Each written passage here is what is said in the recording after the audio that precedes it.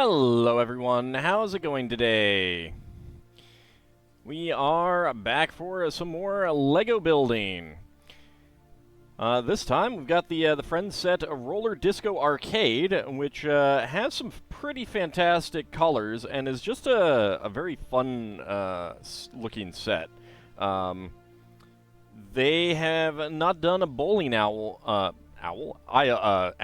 in Lego before, so that's pretty cool. I'm looking forward to building that. But before we do that, we do have a little BrickHeadz set to build that I want to just knock out a little bit, because I'm not sure if the other one would take the whole stream, so...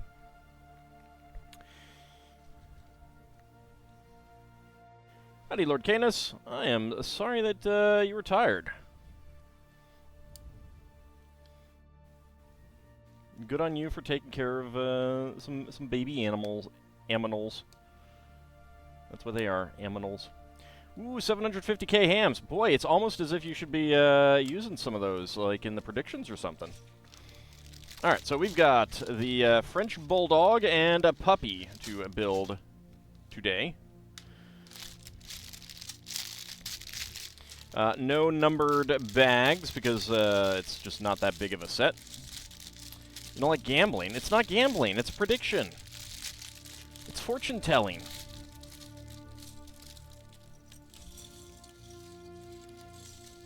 You're preparing for the FF4 stream on Friday with a list of the dungeon encounters. Nice. Thank you.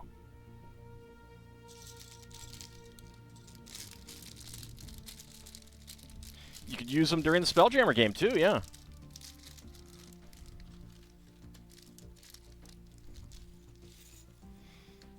No, because you're putting actual money down on those.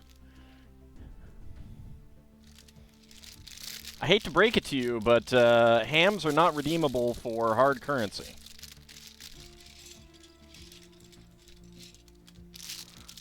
I'm not sure if you were aware.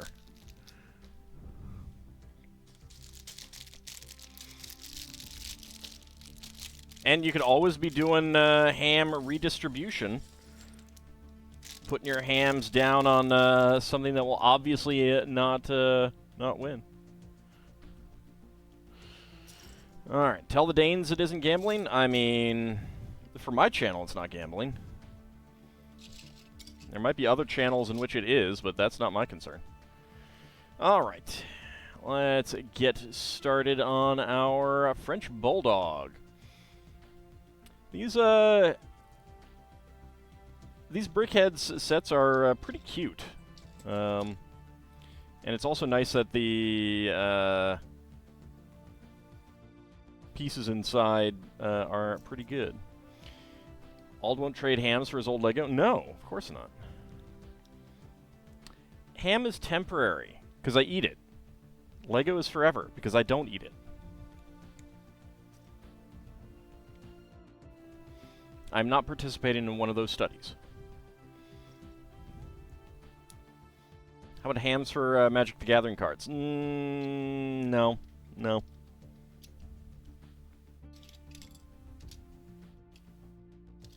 Let's go ahead and put these plates over to the side, because I don't need them yet. Alright, I need a 2x2 inverted slope. There we go, not inverted. I am the study? I am the study?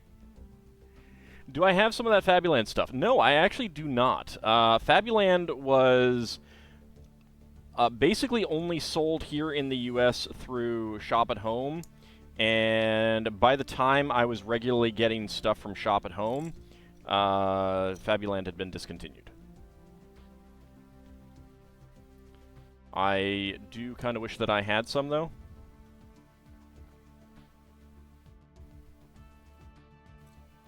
I mean, you'll hear me talk about Fabuland pieces. Because it had a lot of really interesting pieces and stuff. I had some friends with some, though. Like, I had a neighbor who was from Germany, and he had some, I think. So I have, like, hands-on experience, but I don't actually own any myself. And it ain't cheap these days. Alright, where is a dark gray 1x3 plate? Although there's a Japanese builder who likes to do mecha, and he has done a few Fabuland mecha with the Fabuland characters piloting them. It's pretty awesome. Howdy, Crimson Clover Blossom. How's it going?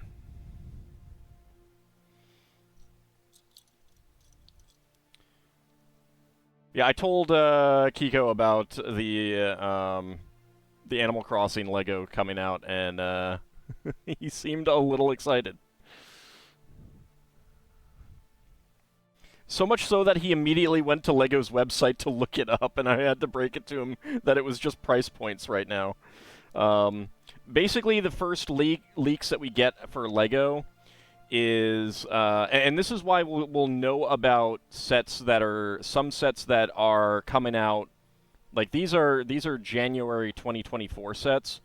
So we're finding out some information about them now, but we're not we don't have pictures or anything like that. Don't even have names. And then other Lego sets we won't know anything about until like maybe a week or two before they are released. And that's because Lego's really good at keeping it under wraps if it's an exclusive set on, you know, on their own end. You can only get it through their stores or the website. But if it's going to be a standard retail set, then they have to send out the information to the retail shops quite far in advance so that they can do their ordering and stuff like that.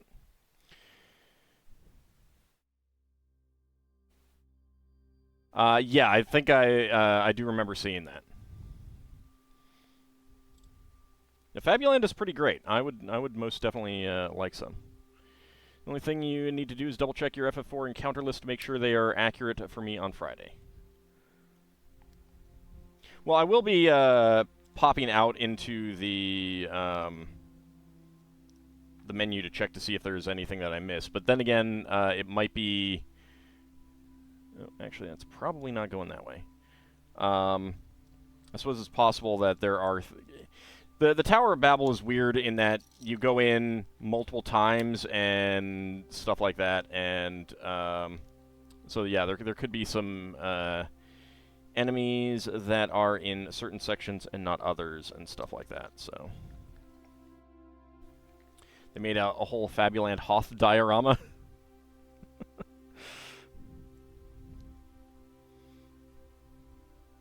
The last Fabuland sets that came out. So Fabuland was actually discontinued in like 1989. But then in the early 2000s, they had some Disney sets with like Mickey and Minnie and Donald and stuff like that that were, for all intents and purposes, Fabuland sets. They use the same wall pieces. They use the same accessories, and I think the bodies were the same. I'd have to go back and look at them. And I didn't get any of those, and I am a little disappointed that I did not. Some of the underground Babel encounters are encountered after you do the upper part. Yeah. Because there's a section where we'll be in... Like, we'll only have access to half the tower, because the other half is accessed from above.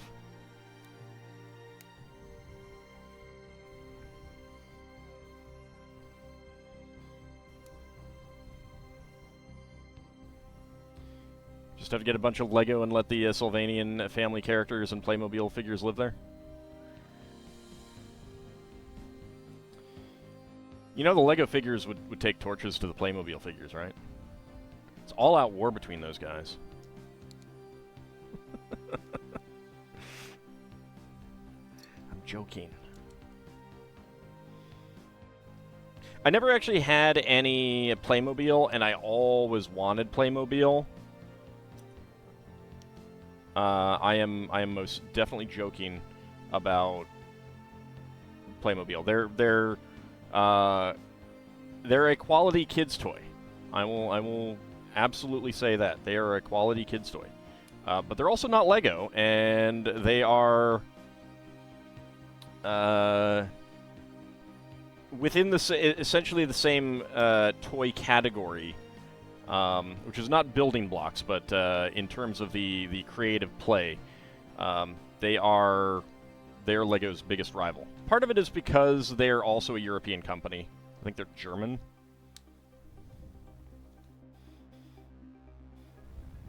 Playmobil figures have a lot of fire-based sets currently. Yeah, well, I mean, Lego does too. Fire, rescue, police, that kind of thing. That's a constant thing. I don't think that hardly a year has gone by in which Lego has not produced some fire, rescue, or police sets. If not all three.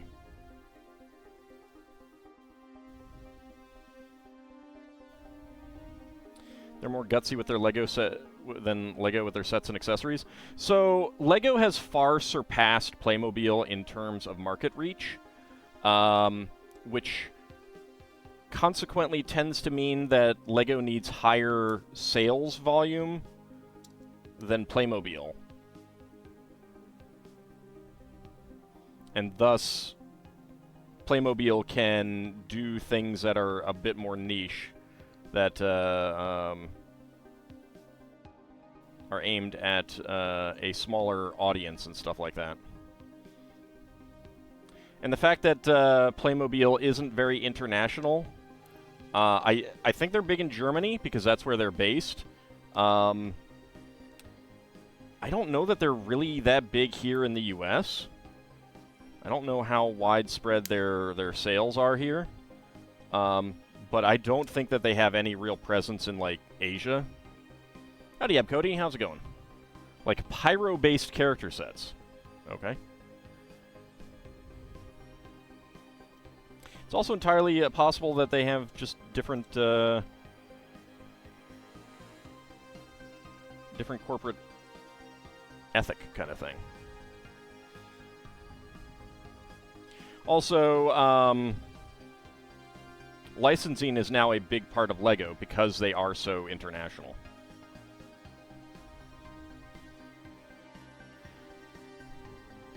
Alright, 1x2s. I should probably go take a look at, like, see if I can figure out any sales information about them one of these days.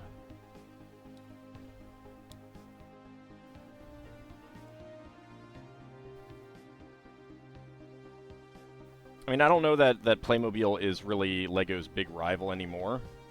I'm not sure if anyone is. But certainly in the 80s,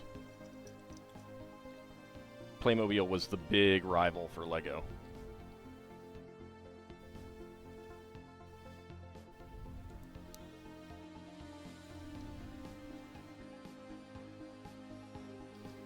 And there we go. Get that slid right on there. That is a little loose, but Playmobil was created in the 80s. Maybe, well, I mean, the 80s were a full decade, so.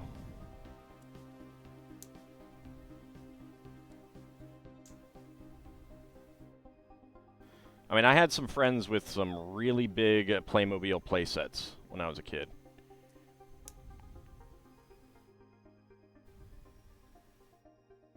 I was quite jealous.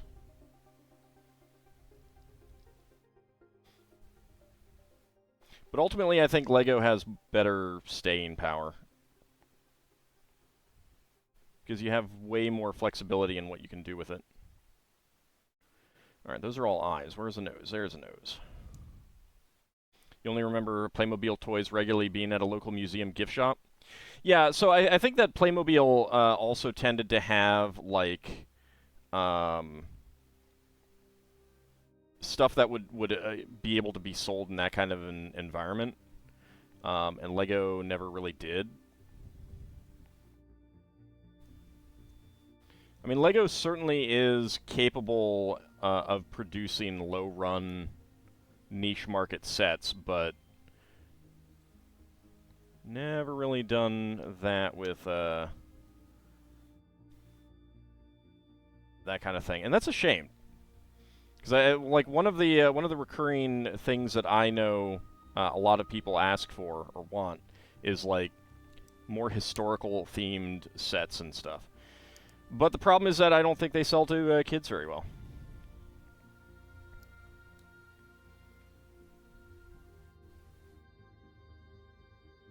Wasn't market ready until the 80s. That's certainly possible, but I mean, yeah, I know Playmobil has some of that.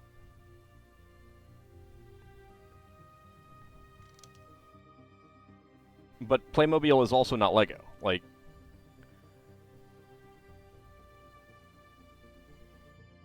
when I'm done with this pupper, he can come apart and I can use the parts on a spaceship or a town or something else. When I'm done playing with Playmobil, I can't do anything with it other than put it away.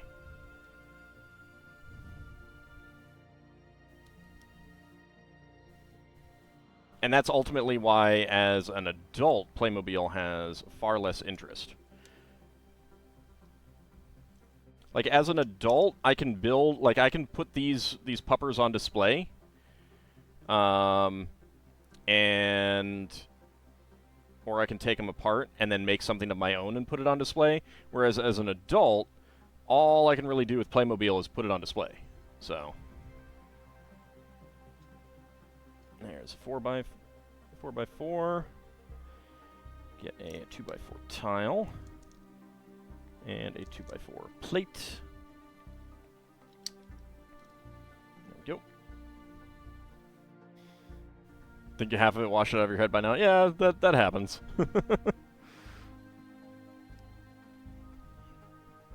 Alright, ear time.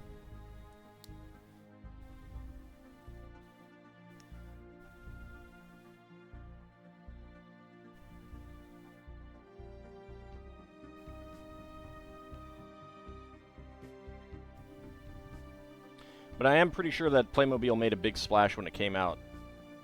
In Germany, at least. Alright, 1x1 tile slope. And 1x1 black plate. And 1x1 black plate.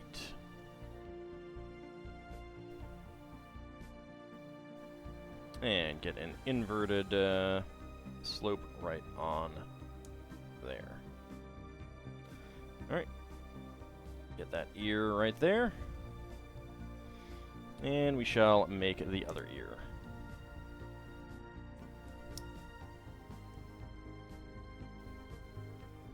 I mean, basically every time LEGO Ideas comes around with another, like they do another one of their, you know, here's what has gotten through to the approval process stage. There's always like a Greek or Roman temple, and every time it doesn't get chosen. So, like, there is interest there. I don't think that the interest is, in LEGO's view, enough to warrant a successful set, which is extremely unfortunate. Remember playing with at least one of the older characters in some of the pics showed, but you don't remember where? You loved one of the matches you had in Arena before the stream where the opponent was in a catch-22 even if they weren't aware of it. That's always nice to get your opponent stuck in. Alright, so here is the adult French Bulldog. It's pretty cute. I like the having the round plate under there and the round tiles here for the pupper's mouth. Looks good. Alright, now we make the puppy.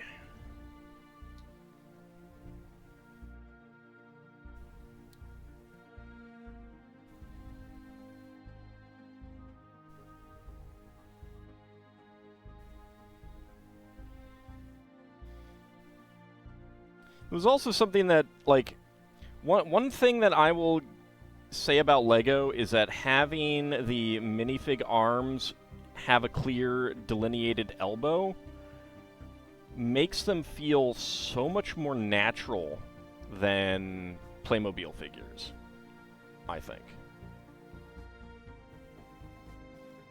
Like, Playmobil figures just seem super stiff because their arms and their legs are completely straight. And they don't have independently articulated legs, I don't think.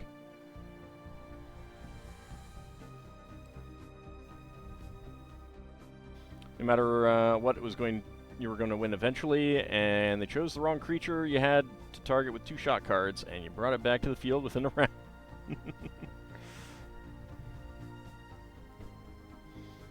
I don't actually know what any of that means, but I'm happy for you.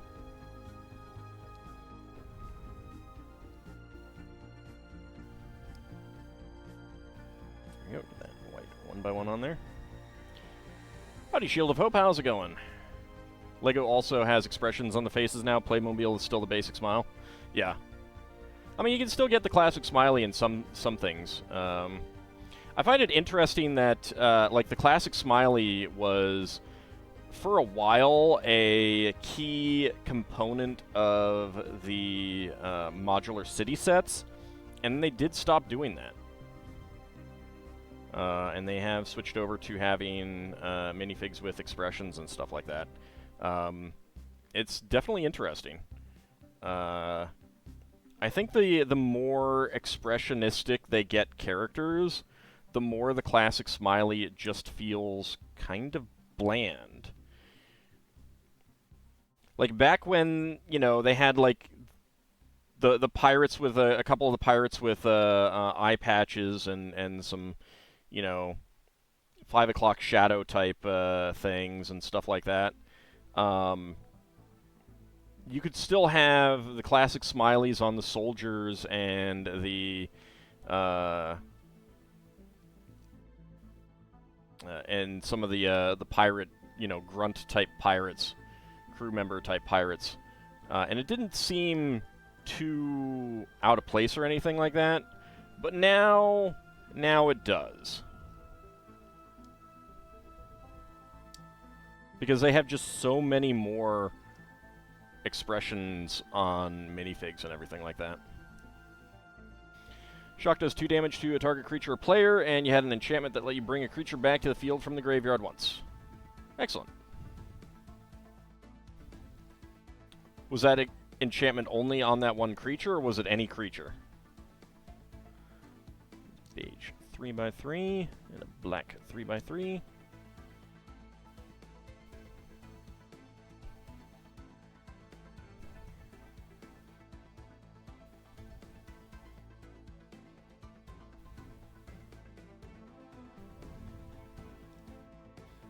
I mean, don't get me wrong, I still really like the old classic smiley. I mean, I like the classic smileys, but I also like the classic pirate heads. But even those kind of stand out with everything that you get these days. Any creature. Nice. I should also note that the lady minifig heads these days are far superior. So far superior than the lady heads back in the 90s. In part because there was just one. There was just one, and she had giant lips with lipstick on.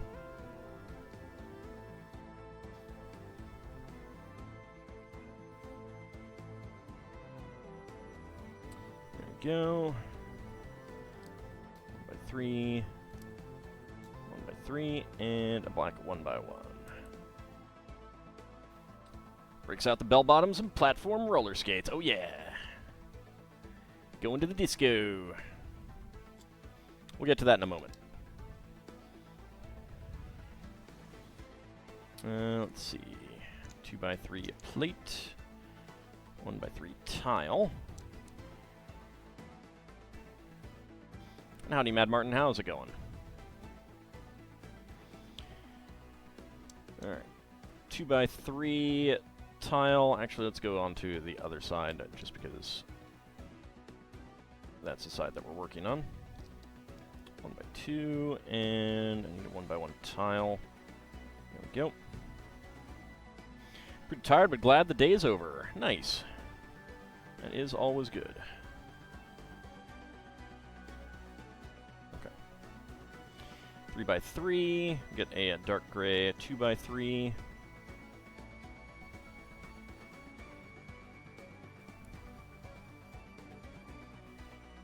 Beige 1x1 cylinder, quarter cylinder tiles. Black 1x1 tile. 1x2 tile with center stud, and get his little eyes on here.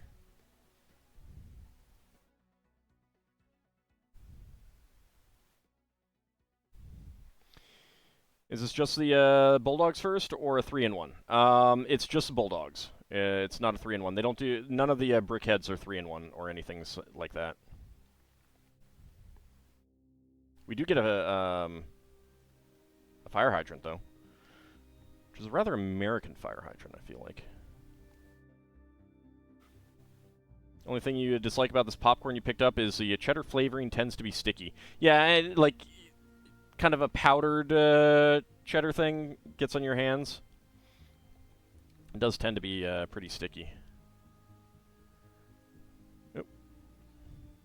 That's going to be downward. No giant ice cream scoops? Nope.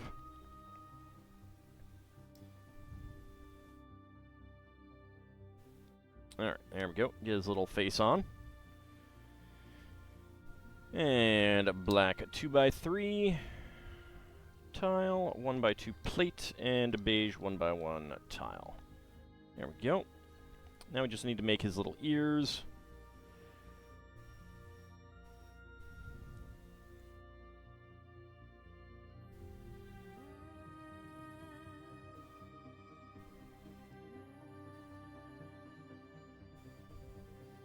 There we go. There's one ear. It's like the butter popcorn where the butter sticks to everything as well.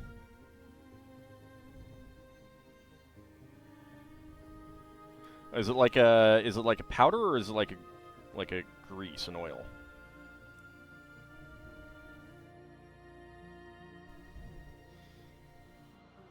And then pop his little ears in here. There we go. Look at that little cutie. Grease. Oh, yeah.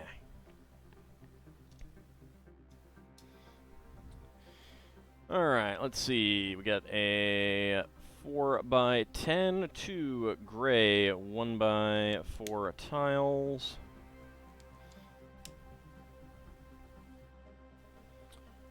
Two by 4 tile and 2 dark gray 1x8s. Then 4x8s. There we go. Another pair of gray 2x4 tiles. And the other 4x10. 1x4, 2x4.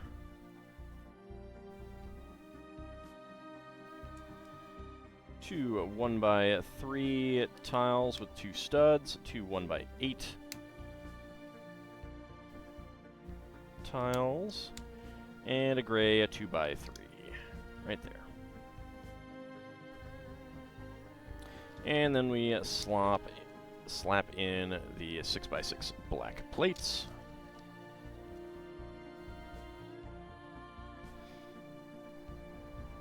I do like that we get these bases for the animals. It's a nice addition to the other pieces that you get in these sets.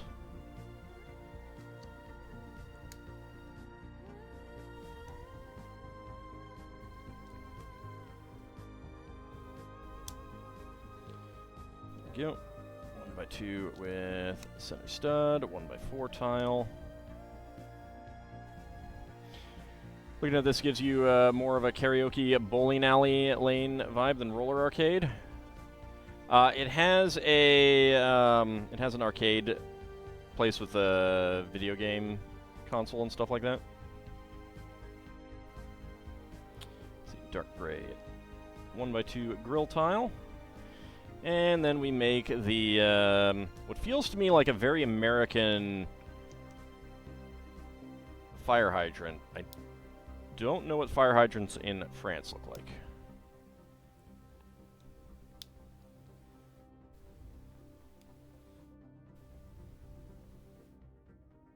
There we go.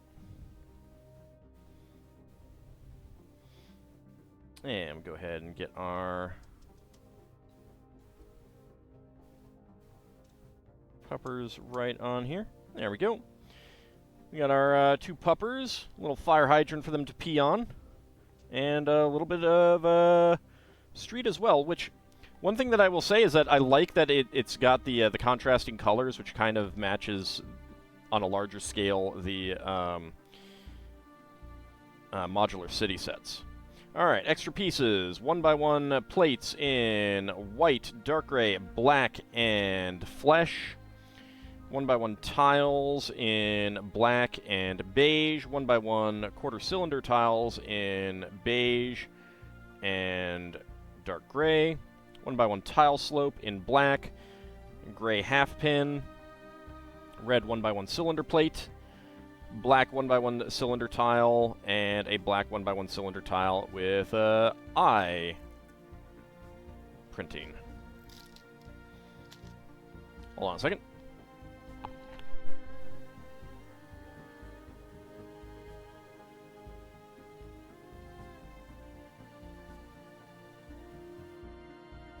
Oh man, that sneeze took a while to come on. Don't you hate it when you have like a sneeze that you know is coming and it's just like, nah, I'm just gonna sit here for a moment. Let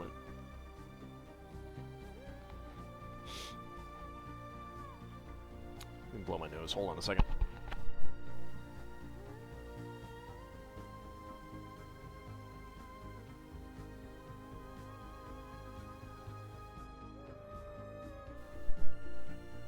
All right, let me take a look at that picture of a French fire hydrant.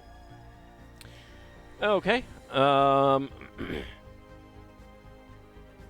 Yeah. No, I see that there is some similarity. Interesting shape, though.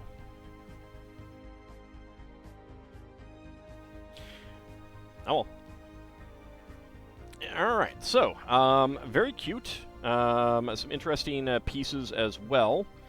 Lots of good tiles here on the bottom, and of course lots of side stud elements on the puppers themselves. Alright, let's go ahead and break out the roller disco arcade. So here's the disco ball, there's the roller skates, there's the bowling alley, and there's the various games, including a dance game, a standard arcade cabinet, looks like air hockey.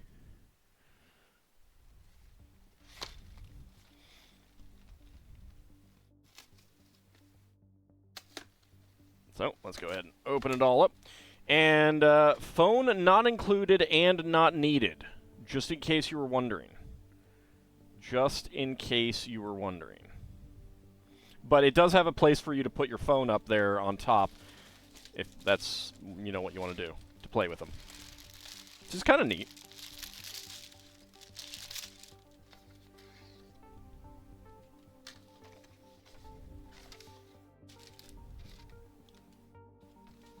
Alright, that's it.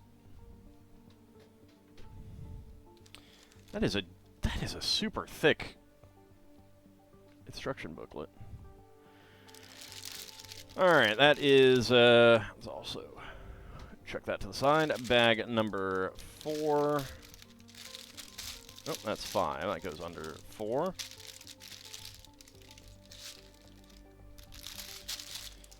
Three. And 2. And we have 1 here. Alright, so we've got very glitzy stickers. We got 2 very long flex tube pieces in yellow, which I don't think I have too many of those in yellow. No, actually, I know of a set that I got a few of them. Ald should demonstrate this capability to you. Oh, get out, torso. There we go.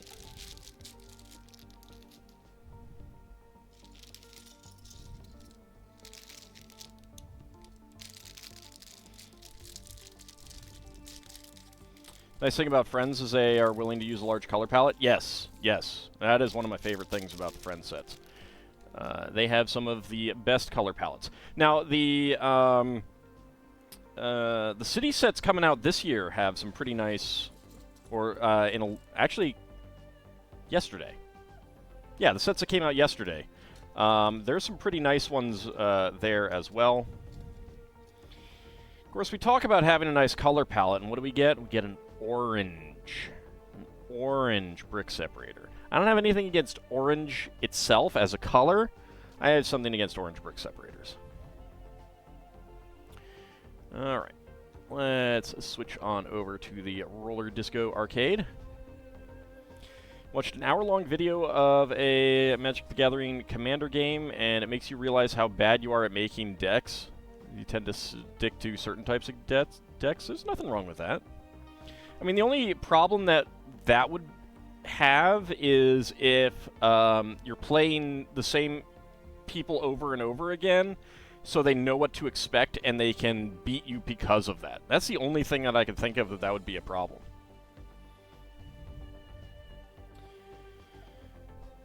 Alright. Let's go ahead and make the mini doll.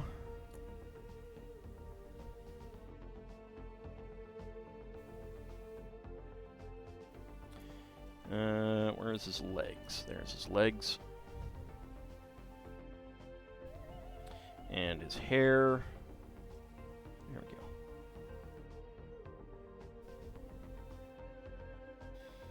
So, pretty standard type of outfit on this kid.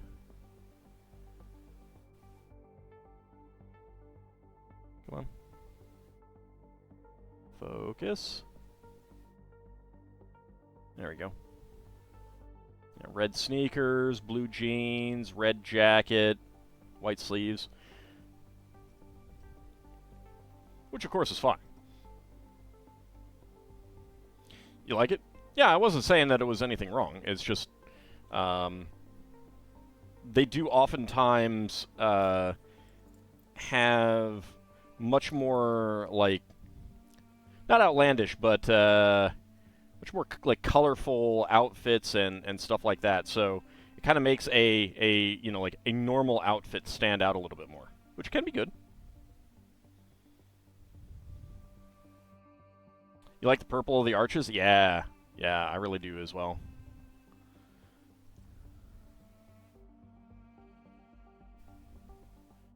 And there is that piece.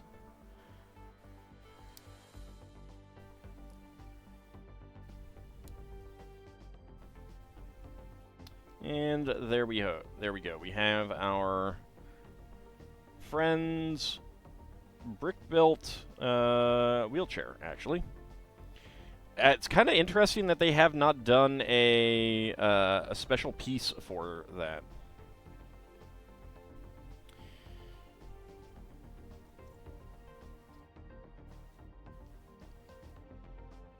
All right, we get our ball dispenser.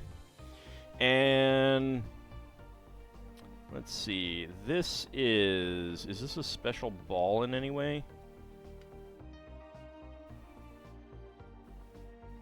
I'm trying to see if it has any... It's not a soccer ball, and I don't think it's a... I think it's just a ball. I don't think it has any, like,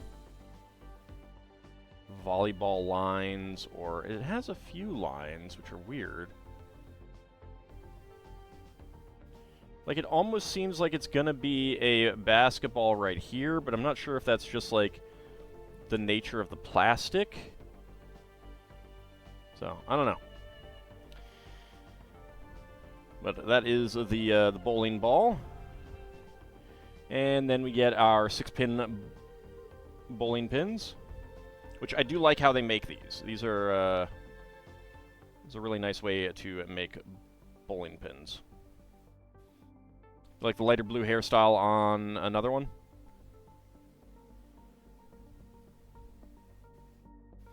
Yeah, I'm sure we'll get to her in one of the, actually the next bag, it looks like.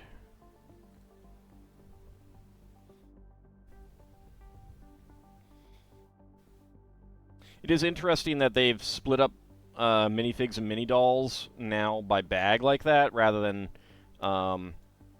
because if you go look at an old Lego set that has like 5 or 6 minifigs or even more, they'll put them all at the beginning for assembly. So it's an interesting change in the style of design and build. I mean, it makes sense from a logistics point of view, since you're very rarely building the exact same minifig multiple times like you used to. Although, I wonder about that. I wonder if they would... because that would be more expensive to separate them by bag if you have, like, 4 of the same minifig. And you build them in different bags. Alright, and there is him using... I guess that's a ramp to help him bowl. Oh, why am I getting an alert on my phone?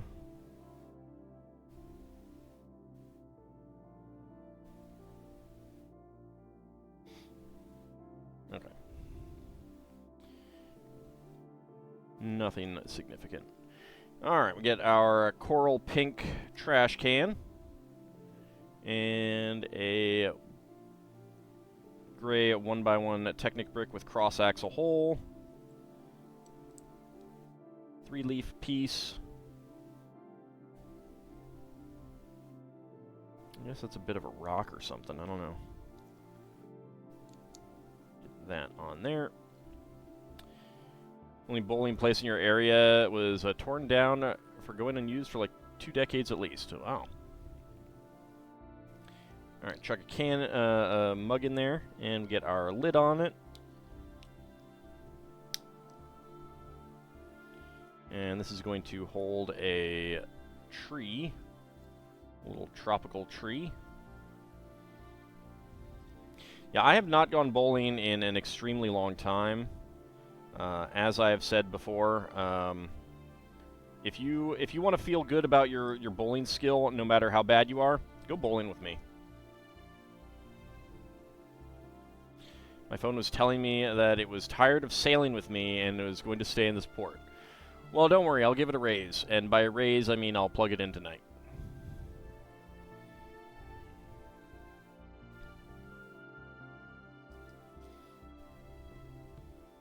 I mean, at least my phone isn't abandoning me with 2 of my own ships. It knew I'd understand and thanks me. Well, I'm watching it now. There we go. All right, little palm tree over the trash can. All right, start out with our 8x16 plate. 2 purple 1x2 bricks. Get all of the bowling pins.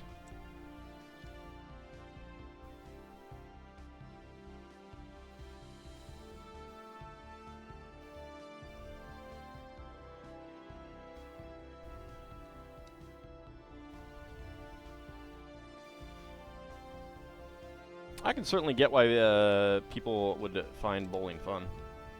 Especially if you're good at it, which I am most definitely not. Has LEGO done many bowling pins? Nope. As far as I know, this may not be the first time they've done bowling pins, but it's the first time they've done bowling alleys. They might have done some bowling pins with minifigs or something like that. I can't think of another bowling alley, at least. Maybe in, like... If there's a,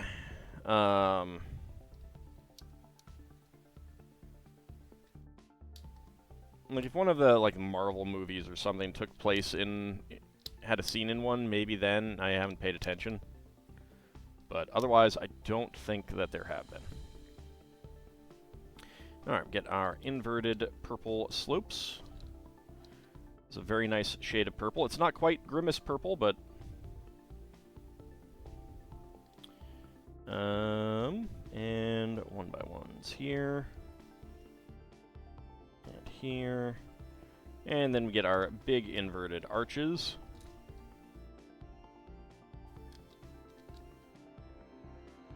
There we go. More 1x1s on the back side. There we go. And then we fill in these gaps. I like this offsetting the like wood board look that they got going on here. That's really nice.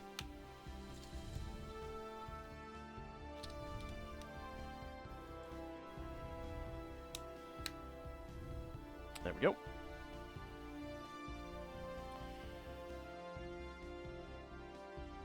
Okay. 1x2 right there. And then 1x3s right there. Trans neon green, 1x1 cylinder tiles there. And then we get a whole bunch of tile slopes for the gutters.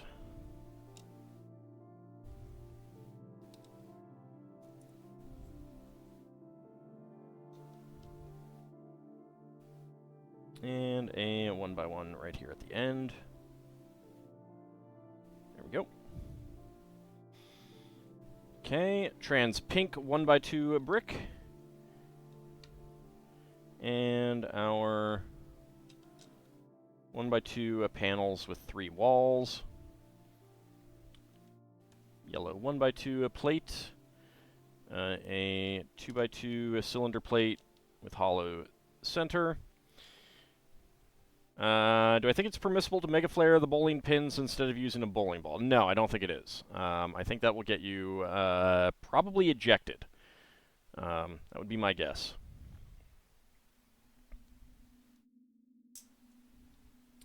Alright, and a score panel would go on here.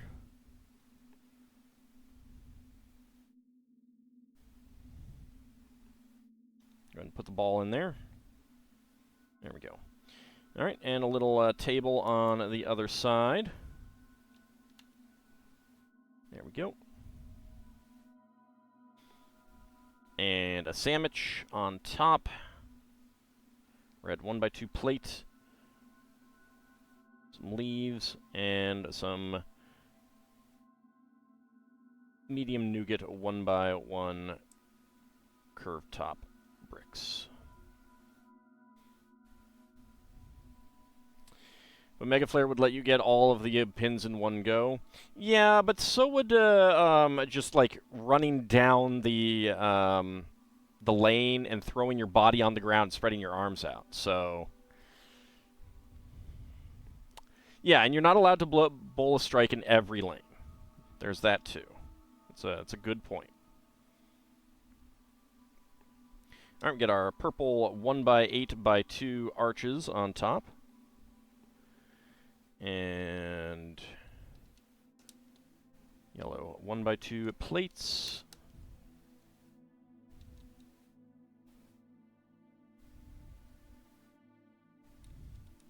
One by 2 to 2x2 upward brackets. You did slip and slide bowling once where you did have giant inflatable pins that we dove into. Quite fun. I can imagine that would be incredibly fun. And a 2x6 tile, which would have a sticker on it. Alright. I feel like I should not have an extra 1x1 cone.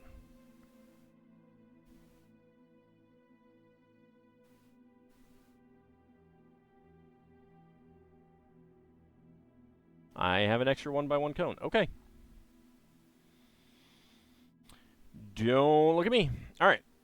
Extra bright green 1x1 cone Purple 1x1 tile slope, brown 3L bar, red and trans neon green 1x1 cylinder tile, a dark pink 1x1 cylinder plate, or cylinder plates for these, cylinder plate with hollow stud, and a white dome light piece. There we go. The Heartlight Community Kitchen looks very cute. Interesting idea, too. Yeah, and one of the interesting things about that is that there's, an apartment building set, and they're compatible. So, like, they have the same form factor, and the floors are modular on the apartment building. So you can, like, put the community kitchen at on the first floor kind of thing. It's pretty neat. All right, get that bowling alley out of the way. And here we get some of the first pieces that I was really excited for in this set.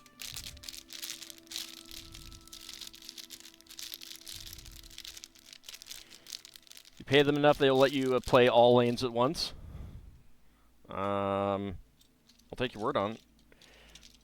So, trans neon green window panes, trans neon green 4x4 quarter cylinder panel piece, blue window frames. All very cool. We got our dark gray plates. Get those to the side. More purple bricks.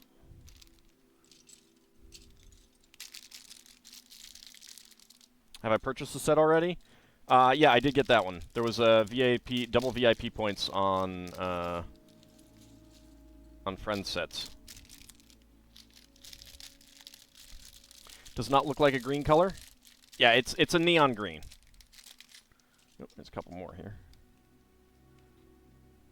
I mean, it's a greenish yellow, but it's a neon green color.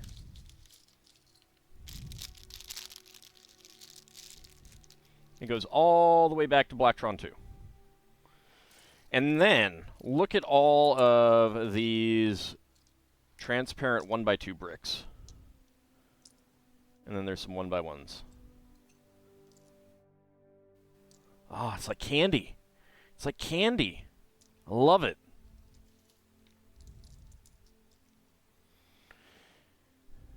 See that as neon yellow, you call shenanigans? It's a shade of green.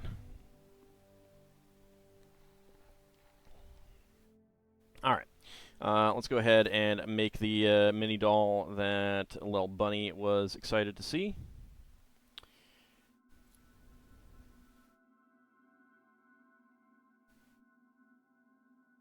And there's her hair.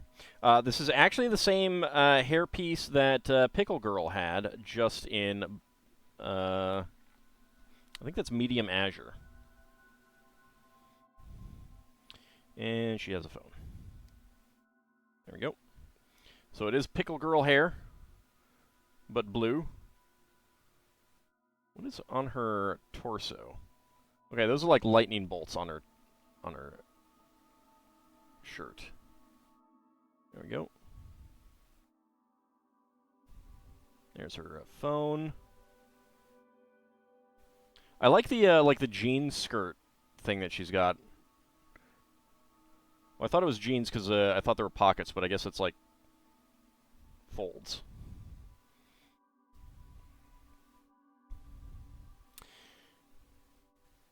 Grumbles about darn colors and whatnot. I mean, Bahamut, to be fair, like, Lego calls this color tan, and that annoys me because, as far as I'm concerned, this color should be tan. Like, this is beige, this is tan. Those are distinct colors. This, I think they call sand yellow.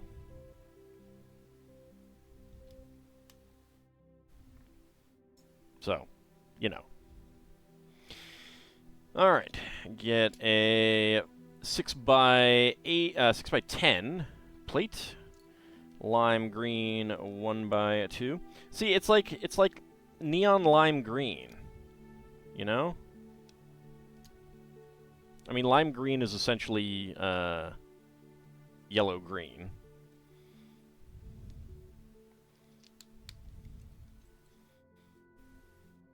Lots of purple as well, which is fantastic.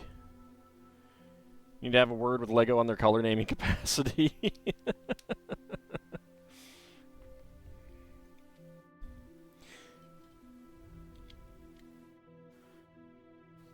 Do we have any other fun things? So this is turquoise. I call it teal because it's very similar to old teal, but it's actually different. I don't know what this is called. I think they call this a purple, but it's like magenta. This is dark pink.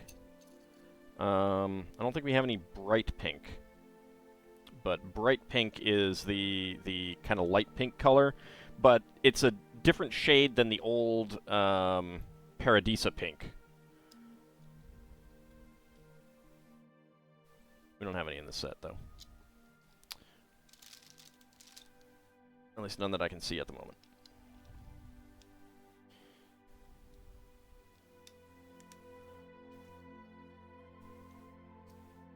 So, Shield of Hope, which would you say is magenta? This one or this one? Like, this I'd put as magenta, and this I'd put as dark pink, if I'm going to give them names. And I think they call this a purple shade. I don't remember what shade of purple. You understand there are a trillion color names out there, and there are a lot of LEGO colors these days, too. The thin piece is magenta, the square is pink. Alright, well, there's another shade of pink that LEGO has as well. Let me see if I have one. No, it's not any of that. Here we go.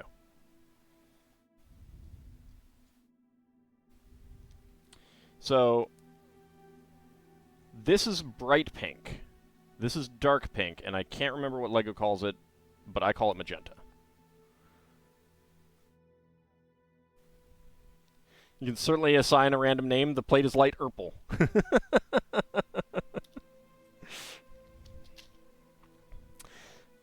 Yeah, it's not like there's any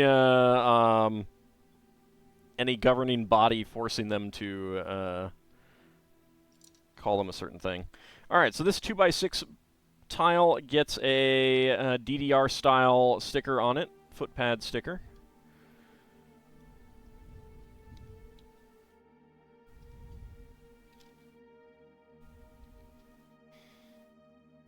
Just like I call this skin tone color, the light skin tone color, I call it flesh, because I just like calling that brick color flesh, like flesh bricks. It's great. Purple is a terrible color. It rhymes with nothing.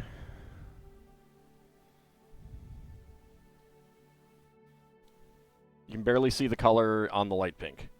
Yeah, I mean, my camera is also not properly color balanced as well, so there is that. Stuff is not going to look right because of that, in part. So take some of that with a grain of salt. You just like imagining the idea of buildings being flesh? Yes, yes, I do. Especially Lego buildings, you know, because they're made of the same thing as the minifigs. So if a building has the same shade of color as their skin, are they made of building or is the building made of them? It's like the gingerbread man, gingerbread house conundrum, you know?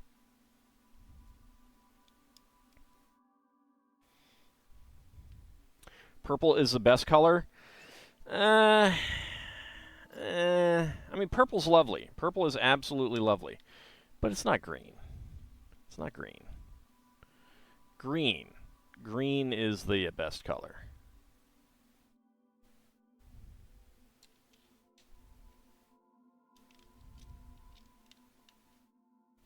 It's not easy being green, either.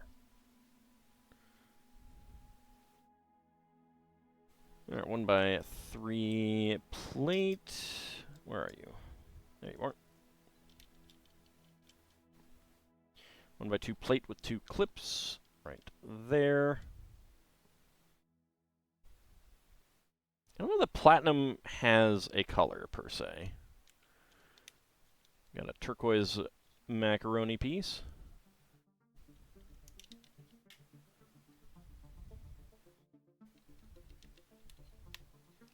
It's the same color as silver. It's metallic white. 1x2 brick. Wow, okay. I am shocked that they did a 5-stack? No, a 6-stack of blue 1x1. Okay, no, I get it. I get it. Is either a, producing 6 1x1s and putting them in the bag, or a 1x1 and a 1x1x5. So I do understand why they went with this. So there we go. Blue window frame and trans neon green. Man, we can make like some awesome Blacktron 2 buildings with these.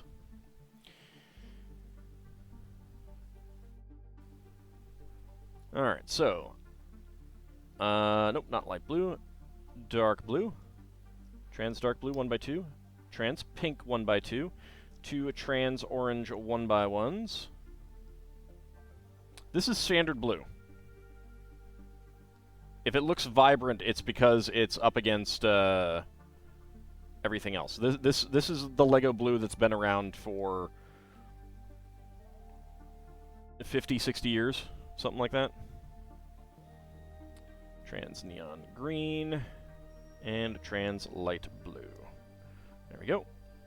It's a shame that we have 2 1x1s here rather than a 1x2. Like, that's the disappointing thing about this column. It does stand out. Still annoys you a little. So it especially, like there's a big difference between looking at it on the edge and looking at it straight on through as well. Yeah, I think it's just because of what's going on around it. But yeah, that's standard blue. Again, my camera is also not great for colors. All right, and another stack.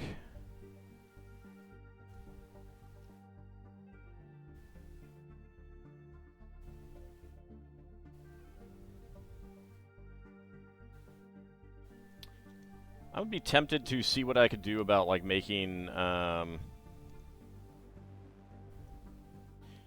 actually, these... Okay, no, actually, these might be different colors.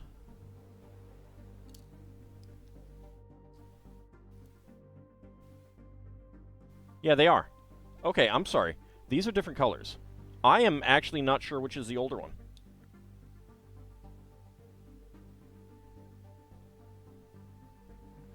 Huh. I feel like this is the old one.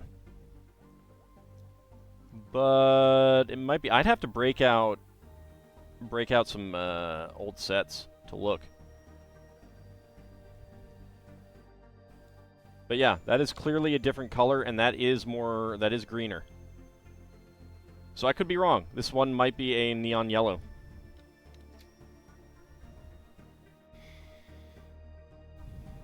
Alright, and then we get the corner piece in there.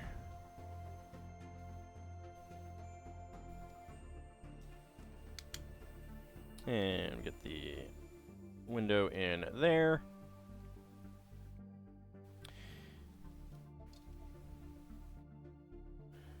Alright, 1x2.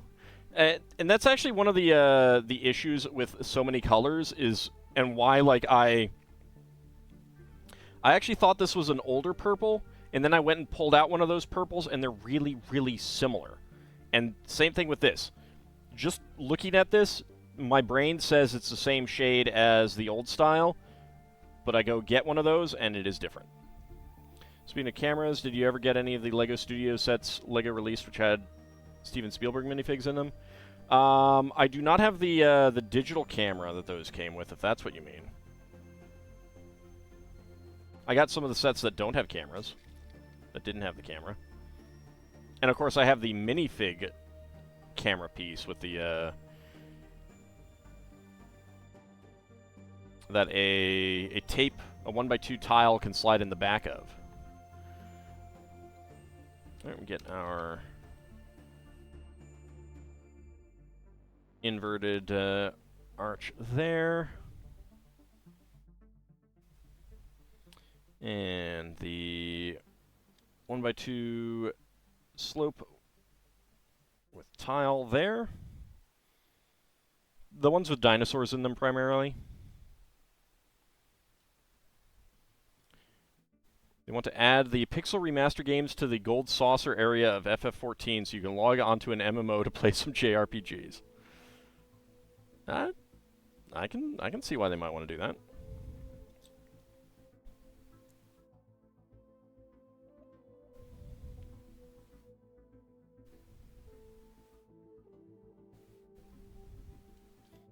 Alright, let's go ahead and get that on there. This is a very Art Deco design here, which is neat. I like that. And 1x2. A 2x2.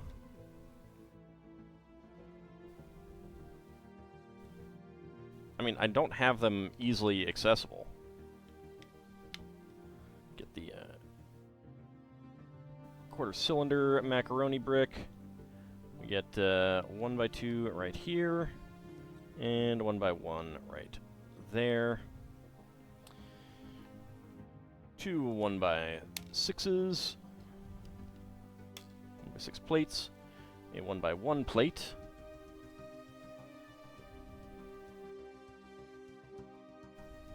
The whole place annoys you more than Lego piece colors. Alright, 2x2 corner plate, yellow 1x1 plate with horizontal clip, and black 1x2 with 2 horizontal clips. Get that right on there. Honestly, the bestiary of FF6 on your Switch save will never be completed because of that one darn boss that you completely forgot about. Do you have a save back there? Because you can go load up an old save and do that. You don't. Ah. How can the cute dinos bowl if I don't let them out? Well, they can't. But also, they just eat the bowling patrons anyway.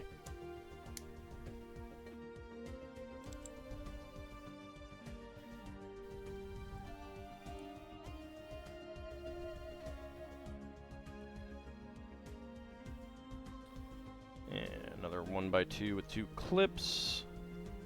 And a yellow 1x1 plate with clip, horizontal clip. Then we get yellow 1x2 to 2x2 upward bracket and 2 more 1x1s with horizontal clips.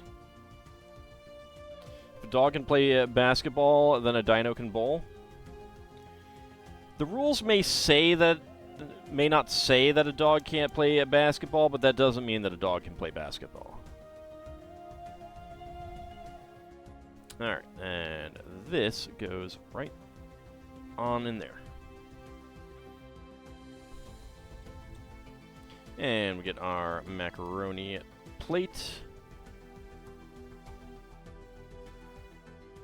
1x1 in turquoise, 1x4 right there. 1x8 and 1x2. There we go.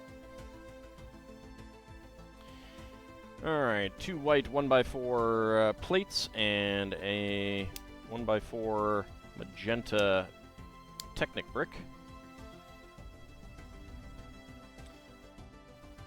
Get a pair of trans neon green or yellow 2x2 radar dishes, which these do look like the classic color to me, to my eye, but I just can't be sure. I gotta go pull some stuff out at some point. and do a comparison. That's the problem with having so many colors, is that you kind of have to compare them sometimes to know what's what.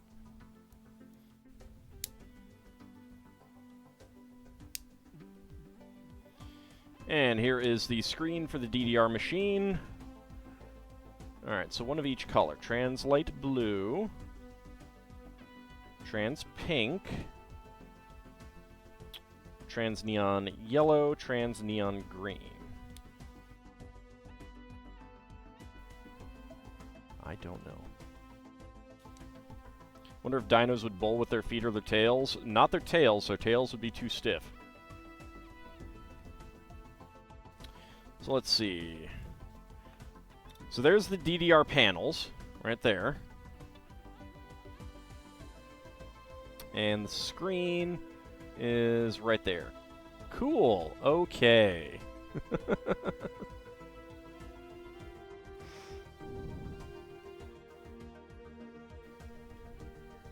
Alright, and this will go right here. Fold that back. Would you be able to, would I be able to beat a DDR game? I have never played DDR in my entire life. And I plan to keep it that way.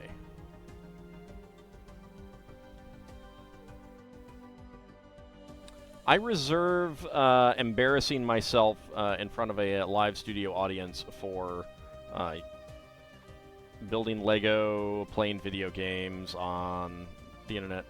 We can fix that. We have the technology. I know you do. I know you do. That's not changing, though. I have limited table space, little bunny. Alright. Let's go ahead and connect this up right here.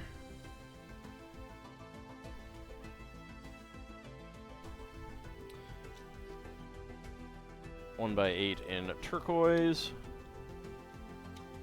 Get a bigger table. I actually got a smaller table not too long ago because a big table was too big.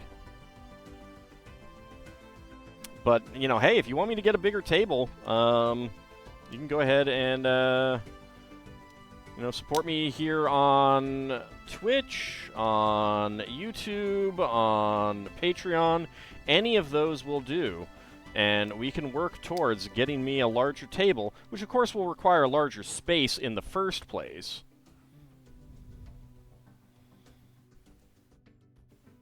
Let's get our hinge brick. Just buy a larger house? Yeah, I'll just buy a larger house. It's no problem. Put the two tables together. I don't have that much space. Again, you know, if that's what you want, then there are solutions for you. If that is important to you. As Crescent said, we have the technology. We can make that work. That is high visibility yellow. So that's pretty fun. Right there. And 1x8 plate. And 1x1 right there.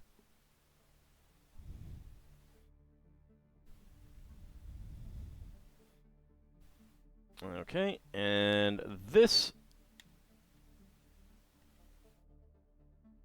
pops in right there.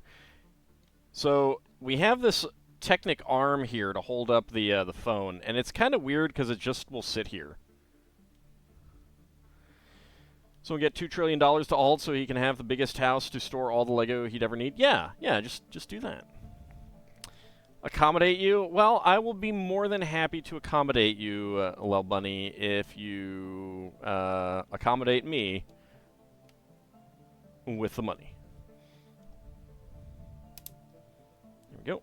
And there we go. Get those in there. Okay, so that is it for this bag. We have 1x1s in black, purple, and turquoise.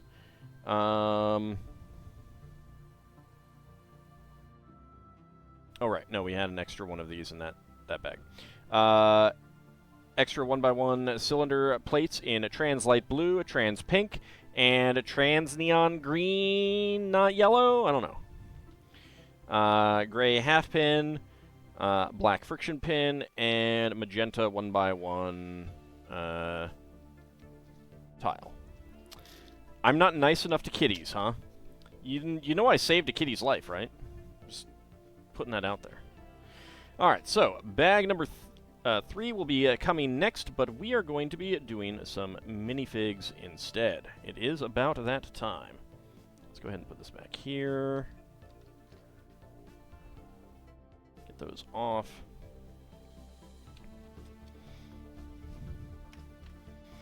Okay. When did I save a feline? Let's see. It was last year. My girlfriend's kitty came down with a very bad illness, and she could not afford treatment, so I sent her the money for it. Alright, let's go ahead and get a minifig out. We are missing 2, Fox Girl and the Monkey King. Alright, so we got 1, 2, 3, 4, 5, 6. Let's go ahead and get a D6 out and roll.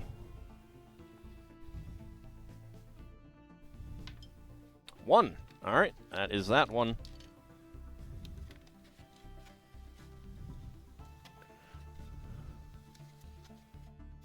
Yeah, close the lid, please. Thank you. Get around the cord.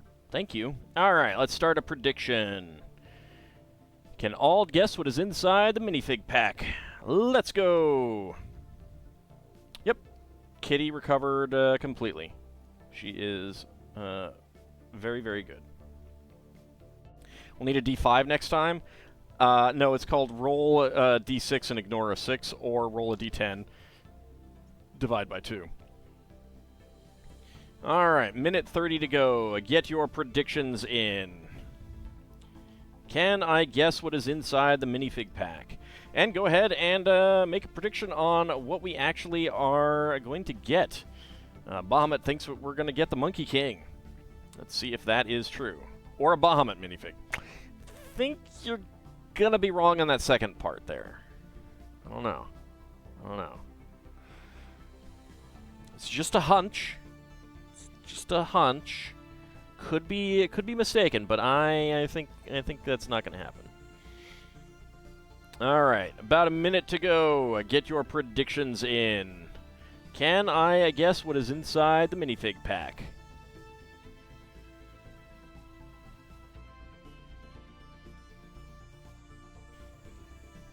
Will it be a Monkey King? Will it be a Fox Girl? Or will it be something that we already have? Why would they not make a minifig of such a glorious dragon like yourself? Because at the time this came out, they didn't have the D&D license. Technically, they still don't, but that could change.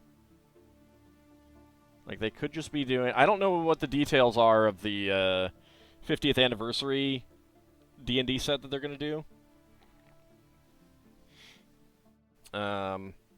I was actually kind of like the one that won. It's a nice looking set, but it also doesn't feel like, I don't know. I kind of feel like a dice tower would have been really good for that. And then again, none of the dice towers that popped up were all that super interesting to me. But I don't know. Anyway, that's not my weather app. I don't know why I opened that.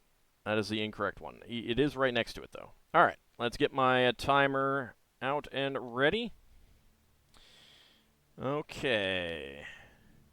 And go. What do we got? All right, that is... Okay. 7.7. It is the adventure. It is the knockoff. It's a Johnny Thunder knockoff Indiana Jones type guy. I felt the backpack. So let's see if I am correct. It is not one of the two that we have not gotten, though. Thought they had a figure of Ald from the old Knights and Castle stuff. Well, yeah, but that's a green dragon. I mean, green plastic dragon. And that is indeed Johnny Thunder. Let's choose that prediction. All right, 67% of you predicted correctly.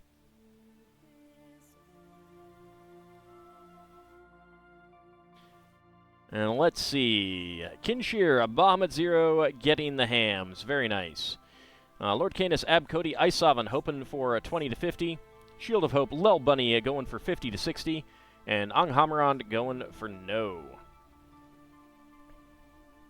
You missed Johnny Thunder? Those were good sets. Those were good sets.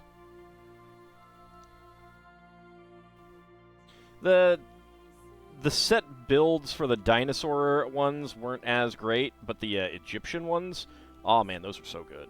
Those were so good.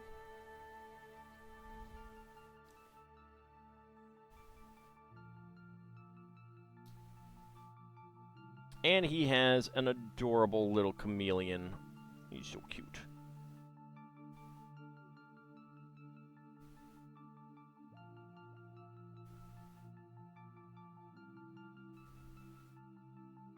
There we go.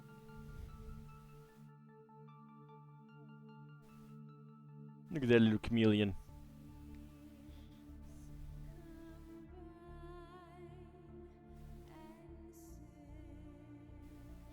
And the torso's really nice too. Has some good designs on it.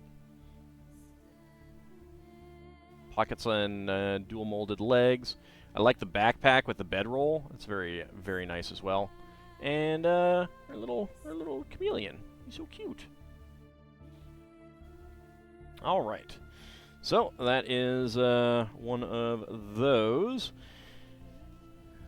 Next up, we've got more Disney. And I'll get out the sheet for that one. So we are still missing Mulan, and oh, that's it. Just Mulan. Mulan is the only one that we have not gotten yet. All right. Let's see. 1, 2, 3, 4, 5, 6, 7, 8, 9, 10, 11, 12, 13. All right. Let's roll a d20. 17. Roll again. 3. All right, that is that one right there. All right, let's start the prediction. Can all guess what is inside the minifig pack? Get your predictions in.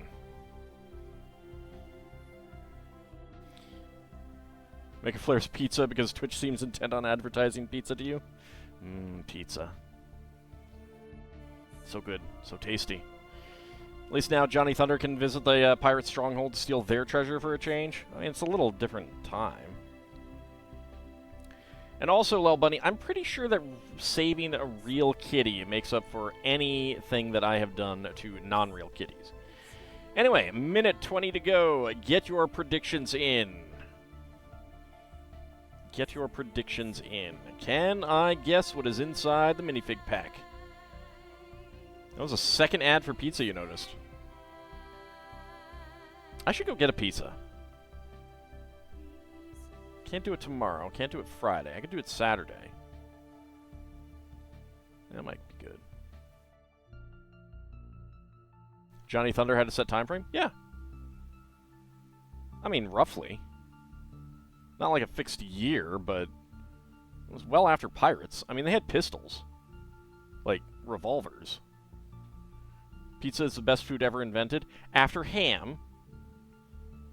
Pizza and D&D, isn't that a little cliche? No, I don't know what you're talking about. 30 seconds to go. Get your predictions in. Can I guess what is inside the minifig pack? Ham wasn't invented, it was discovered. Ham was absolutely invented. It was absolutely invented.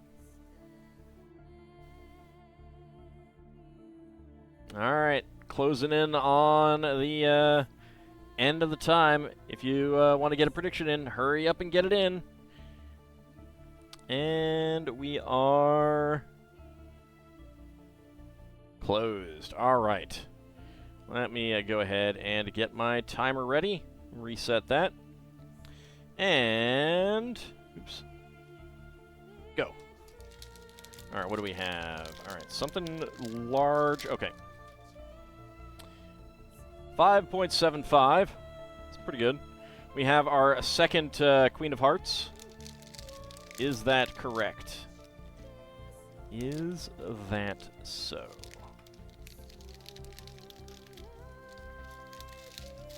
Yes, it is. Wow, it's almost like I felt the dress slope.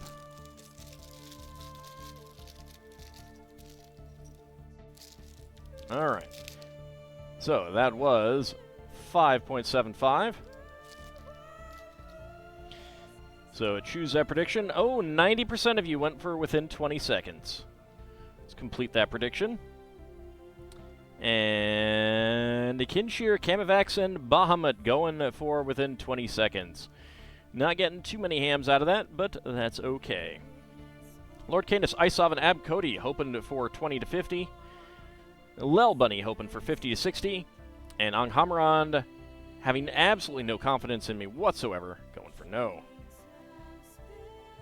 Wasn't a Queen of Hearts what you opened to get the sheet? No, it was Tiana. Which, you know, we might not have gotten Tiana on camera. Now that I look at it. So I do not have her marked down for twice. And speaking of... there we go.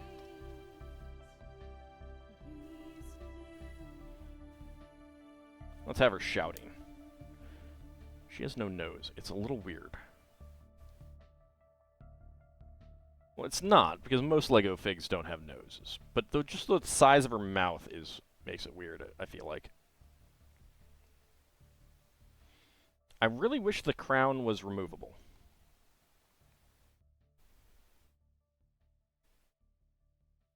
Ham has gone extinct in 1999 thanks to Lavos. All of the current ham come from a storeroom somewhere in the world. I don't think that's true.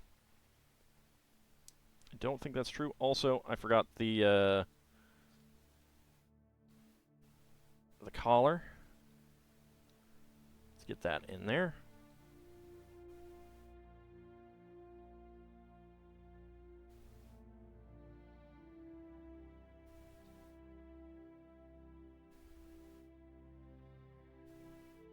I kind of want to make these like a little half cloak on someone. Like, you can do that for a bit of a... I mean, I guess that's what they do for Cruella de Vil. But that'd be an interesting... You know what? Let's go ahead and put that on her. And just see what that's like. Rather than having to be a collar, it could be like a little half cloak. There's the hair.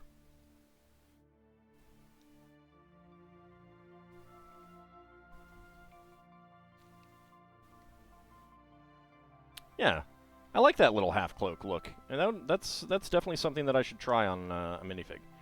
But that is the Queen of Hearts. Shouting off with her head. I do not have an Alice figure, though. I did not get that one. And we have an extra gold 1x1 cylinder plate with a bar and extra red 1x1 heart tile. Okay. I think he probably did lie to you, Bahamut. I'm sorry to say. I think he did. I think he did. All right. So, off camera, I did get a Pinata boy. And let me go ahead and get this one open.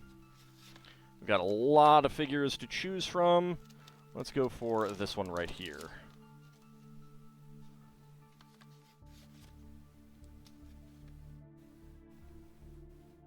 That's a really big box. I'm glad that those are not that size.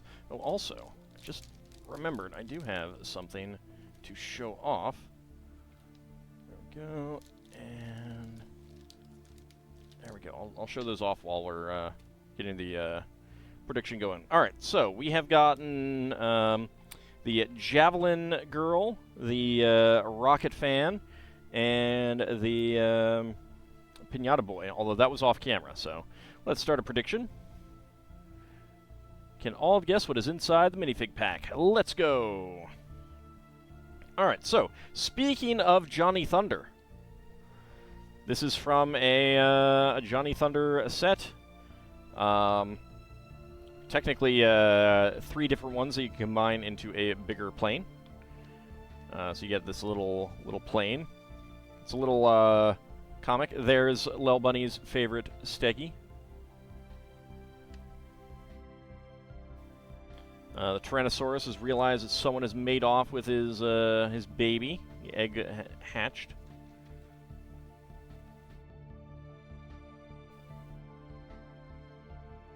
And he goes to follow it. Is attacked by pteranodons. Hits a tree. Through a canyon full of tyrannosaurs. Where the Baron, I think it's a Baron, is there with the trapped baby Tyrannosaurus. His plane crashes, and the wheel falls on the Baron guy.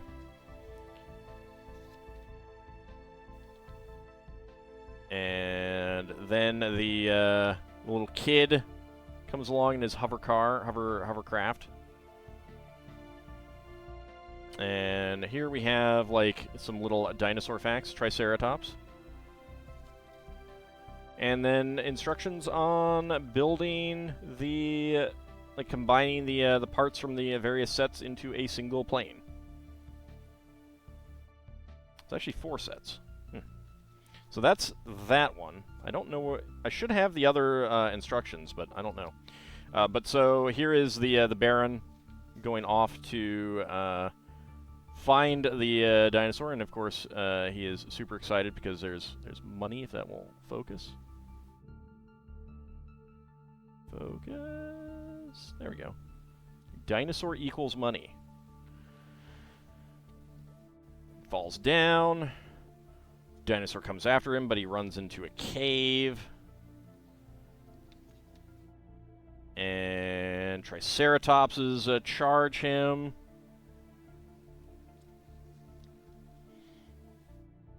And then he goes and catches the baby Tyrannosaurus.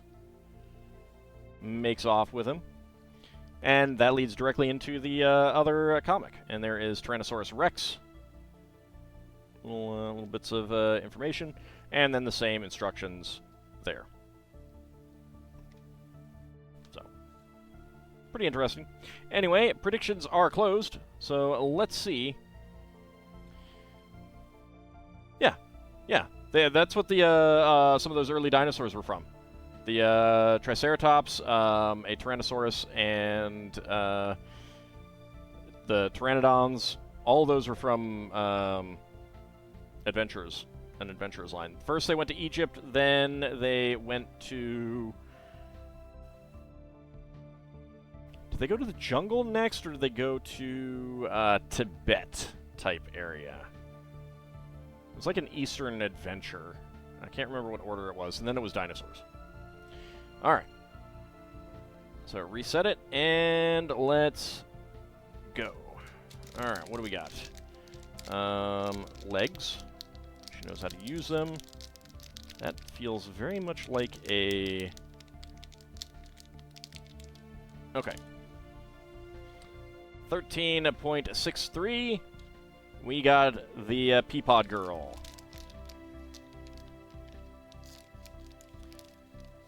The outfit feels like a ghost, and that's what I felt first, so... Yep. Get out. There it is. The head is even in there. Okay, Peapod Girl, it is. So, 13.63. I am very fast. Alright, choose a prediction. Choose the outcome within 20 seconds.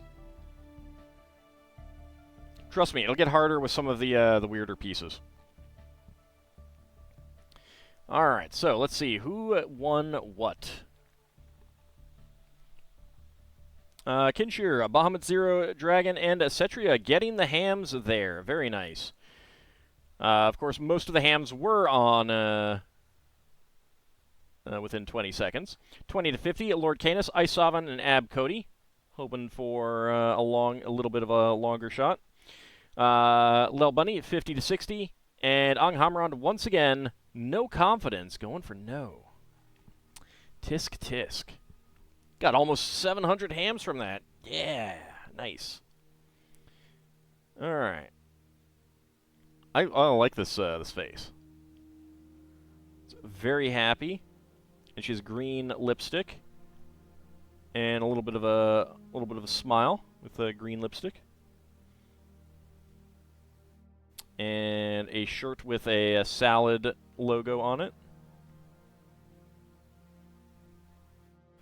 Dark green legs. Let's give her that little quirked smile. And the Peapod outfit. And her head needs to be turned slightly. Green lipstick does not look great. That's fine.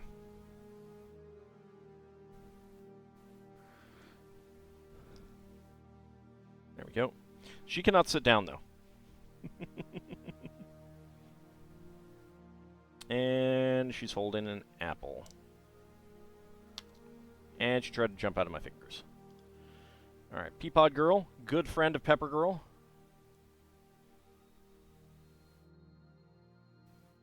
I love that outfit, the costume. It's very cute.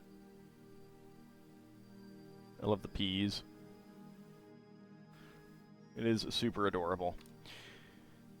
All right, Bahamut, thank you very much for coming on out. Have a good rest of your day. Make a check in green.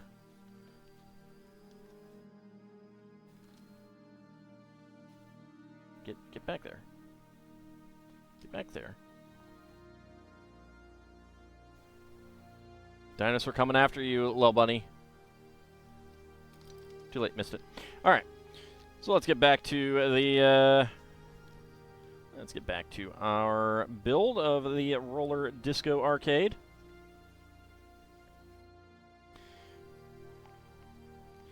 Green lipstick looks totally fine to those red-green colorblind folks. Gonna hug the dino.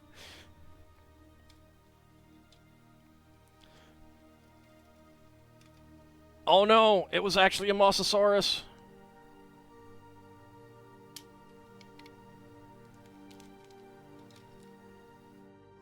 Alright, next up, bag number 3.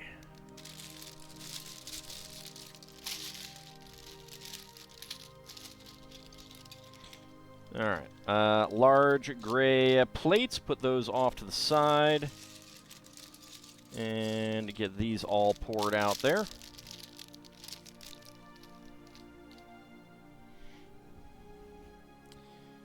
You already get choo-chooed by Egon. What's the dino difference at this point? A little bit bigger. Just a smidge. Smidge bigger. Skosh. Tinch.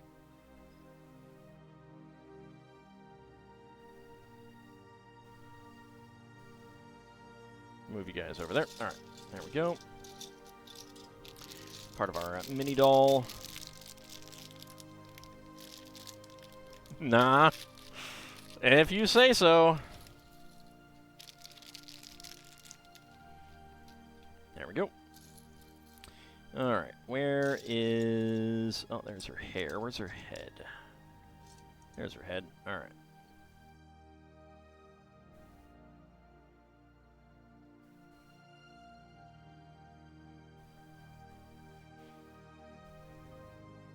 And I really like this this hairpiece.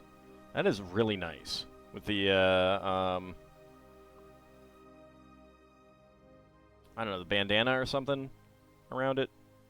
It's very cute.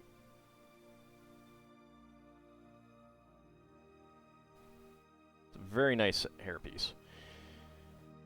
All right, and she gets some red roller skates. There we go. And there we go. And she has a purse as well. Where is it?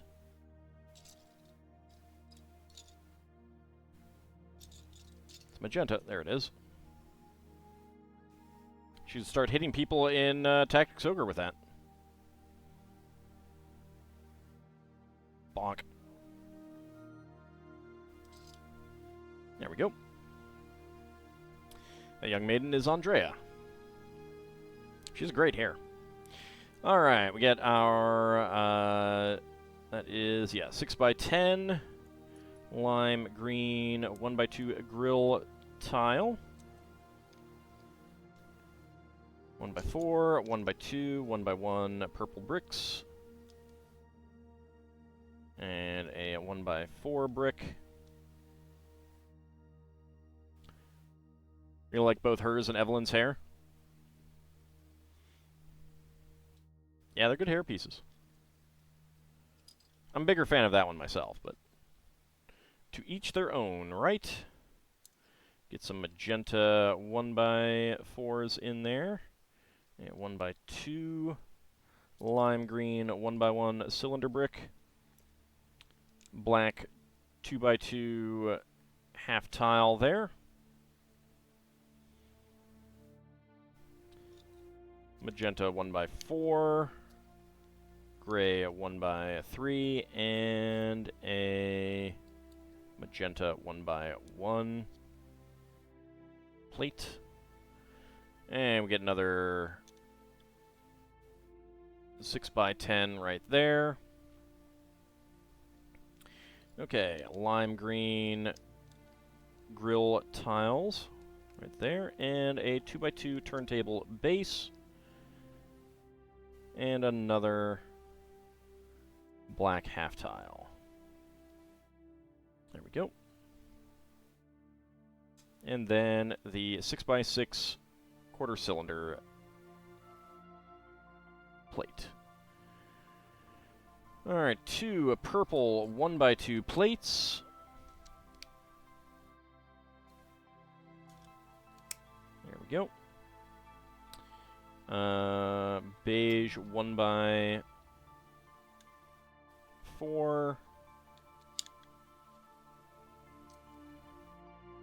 2x4 in bright azure, or light azure, whatever. And another beige 1x4 right there. With another 1x1 cylinder brick and lime as well, and a purple macaroni brick. LEGO has a history thingy on their site, which has one for Fabuland. Not going to believe this, but they refer to children as it. Like, your child will love using its imagination to create storylines.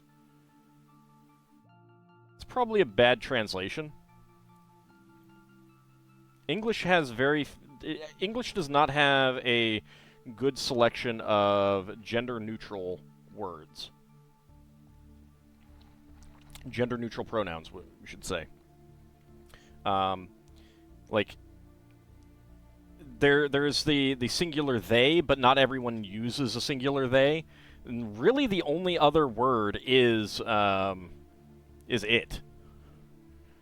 But we use it for things, for, you know, non-human objects so frequently that it seems weird, kind of thing. All right, 4x4 turntable bases in gray, and a white 1x2 plate. Like, most other languages have a word for that, and we just don't.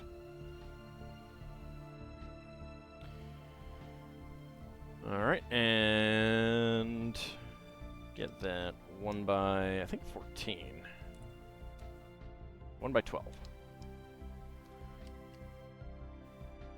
And dark gray, 6x10 right there. It is for inanimate objects, they is for the animate. Still a bit jarring to read. Right, but the thing is that a direct translation of another language is going to use it. If you don't pay much attention to how English is commonly used. And even then, there are a lot of people who actually feel that you should not use a singular they.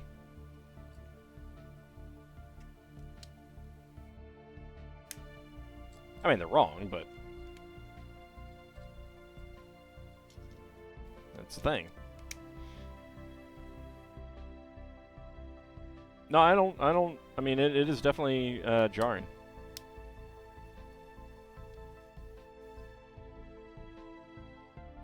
All right, then we get our light azure cogwheel there. And let's see, that is going that way. And we have these face each other.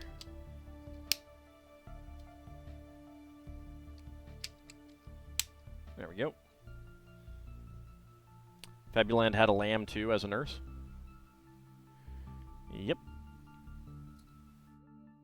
Alright, blue 1x2 plate with round ends, and then we get a series of trans yellow and a trans light blue 1x2 plates. Go ahead and move these pieces around a little bit so that I can fit these in a little bit. Alright, so I can put this down, make it a little bit easier to put pieces on. There we go.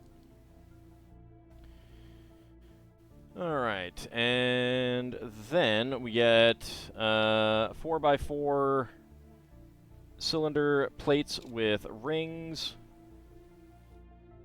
Get those right on these two.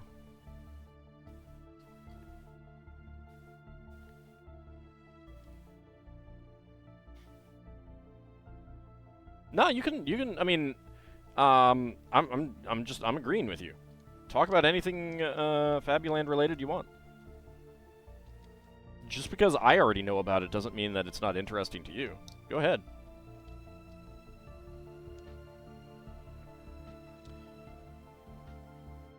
They're very interesting figures. Alright, we have a nougat 2x4 tile right there. And we get our 4x4 inverted quarter cylinder plates right there, and 1x2s in magenta. There we go.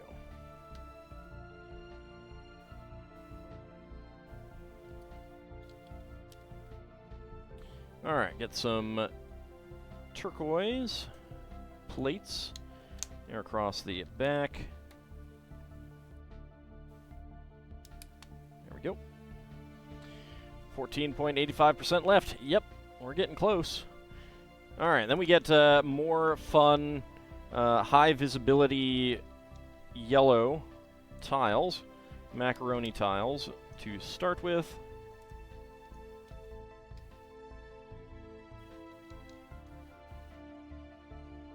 Like, anything that you find interesting about Fabuland, go ahead and bring it up.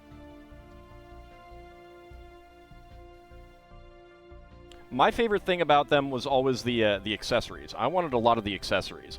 Luckily, they continued to produce some of them, and that's why I'll mention, like, you know, it's a Fabuland broom, it's a Fabuland cauldron, that kind of thing.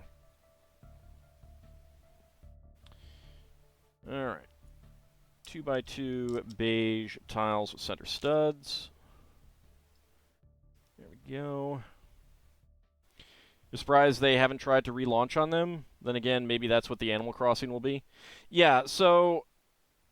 Right, no, it's not actually, Lil Bunny. I mean... So there's two competing elements. Producing a licensed product means that some portion of the price of the sets are going to the licensor, in this case, Nintendo. So for each one of those sets that they sell, some portion of that cost, that profit, is going to Nintendo, whereas if it was Fabuland, they could keep it all themselves. However, they're weighing that against the fact that if they produce Fabuland sets, what's the sales numbers going to be on that versus what are the sales numbers going to be on a licensed Animal Crossing set? So they're hoping that there'll be a whole bunch of people who wouldn't buy Fabuland sets, but would buy Animal Crossing sets because they're fans of Animal Crossing. And bringing in, you know, new audience or audience that might not... Like, they don't have to be a new audience to LEGO, but if they're a new audience to that line that wouldn't buy it if it was generic, you know, enough of those people, and you got a huge win on your hands. Does that make sense? I mean, that's essentially their thinking.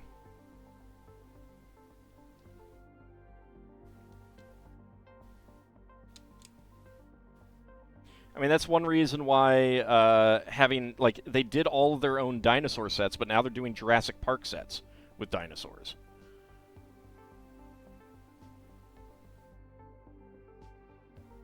Who remembers Fabuland except people like Alden us? Yeah. I mean, and obviously, like, most of you guys didn't know about Fabuland without me mentioning it, kind of thing.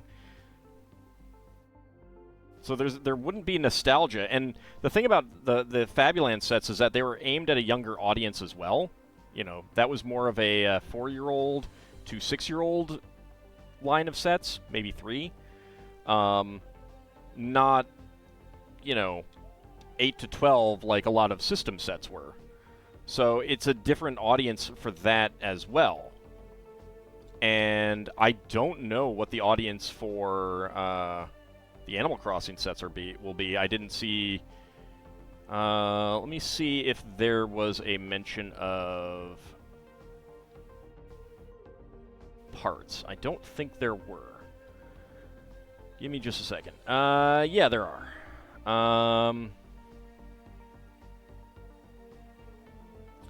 Alright, so there's a $14.99 set that's going to be 170 pieces, a $19.99 set that's 164 pieces, which sucks, but because that's fewer pieces than the $15 set. $29.99 for 233, $39.99 for 389, $74.99 for 535. So that's definitely not 4+. Animal Crossing for old people like Kiko.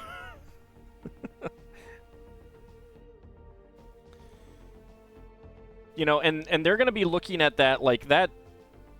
If there's a super-duper popular Animal Crossing character... I don't know enough about Animal Crossing to say. But, like, a super-duper popular character that everyone likes, they're going to put that character probably in that $74.99 set only. You know, maybe they'll put it in, like, the $39 or $29. But if there's multiple characters like that, then they'll split them up across those sets if they can. Because that's, you know, people who want to collect them all will pay.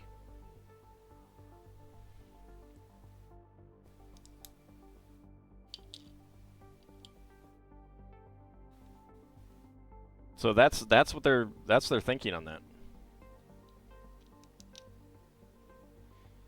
I know a lot of people who like really bitch and moan about that kind of thing. I don't mind it too much. I mean, anyone who just wants a figure can just go on BrickLink.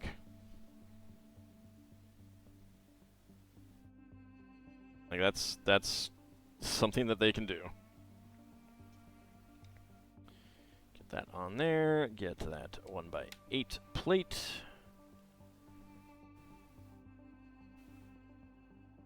One by 2 back there. And 1x1 quarter cylinder tile there. Alright. So that is it for bag number 3. And we have a red roller skate, a magenta 1x1 plate, and a white 1x1 quarter cylinder tile extra. And this can fold up to enclose the whole building. So that's kind of neat. Let's go ahead and do that so that we can make work on that side. Bag number 4. Just seems sad in a way to lose the creativity. Oh, no, it definitely is. On the one, like... well, it is and it isn't. In that, I mean, it is a property. It is a property. Fabuland is a property, even if it isn't an outside property. So it's disappointing to not get that, but at the same time, if you don't have, you know... they might not make Fabuland anyway, for one thing. And And also, if they did do Fabuland, then they wouldn't have Animal Crossing, and Animal Crossing could be pretty cool. So it's kind of like a 6 of one, half dozen of the other kind of situation. And depending on what, you know, any individual person really wants out of Lego is going to determine where they fall on, you know, how they're going to balance that viewpoint for themselves.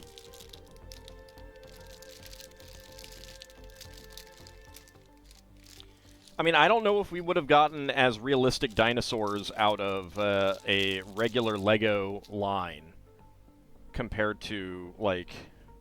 Where is he? There he is. Like, would we have gotten a dinosaur as realistic as this one in its, you know, kind of form? Now, some of them should have feathers, and they don't, and that's a thing, and that's down to, you know, the Jurassic Park set. You know, the movies that decided... I mean, first of all, the first movies came out before widespread public consensus on feathers was around. So,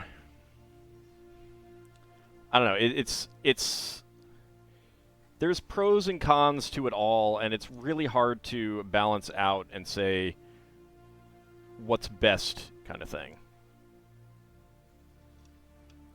I mean, for my part, getting unlicensed dinosaur sets would have meant more standard yellow minifigs. Lego is not meant to be anatomically correct, and those aren't anatomically correct. But they're accurate. There's a difference there.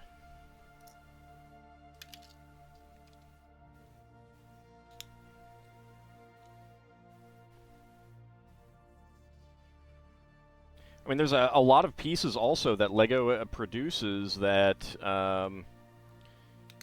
they might not have produced. Am I missing a window in here? Oh, I don't know. Like, they use lightsaber hilts a lot, and without the Star Wars sets, they wouldn't have that piece. They're using the Monkey Kid hilts a lot as well, and that's not licensed, but without that line of sets, you wouldn't have those pieces. So there's a lot of pieces that we actually have right now because of licensed sets that they might not have produced otherwise. So, like, that's what I'm kind of getting at is about how it oftentimes is like 6 of one, half dozen of the other on pros versus cons.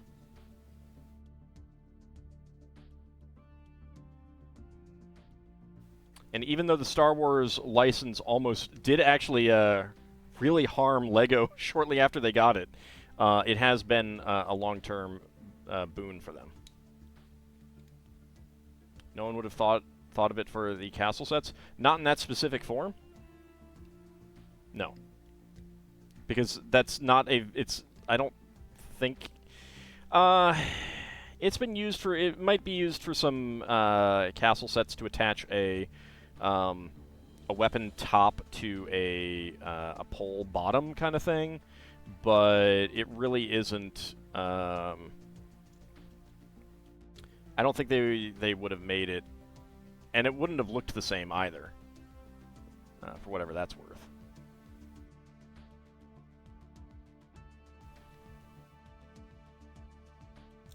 But it's not a piece that you would use for actual castle weapons. Get our lockers right there. That is why we do not have a window there. Makes sense. Like, the only thing that it would get used for in a castle set is to make a polearm.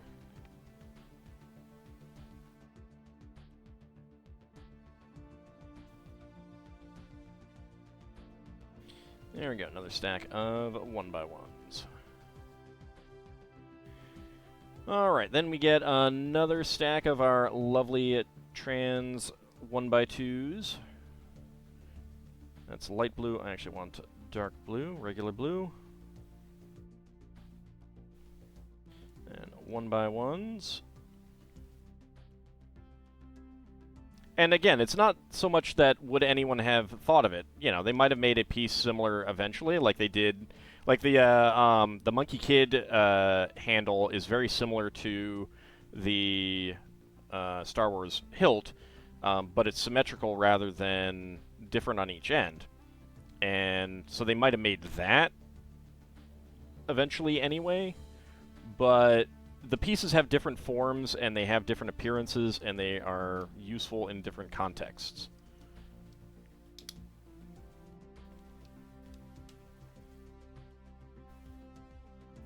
You honestly wish that you would have known about the Adventures line that had some creative elements.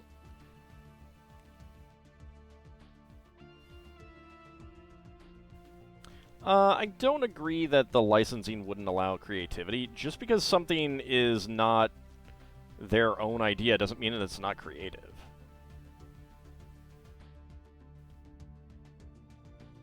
Like, if you compare the old style, like the very early, like actually go do that. Go look at old Star Wars sets, the first ones that came out, and compare them to the ones coming out today. Star Wars kind of forced them to step their game up.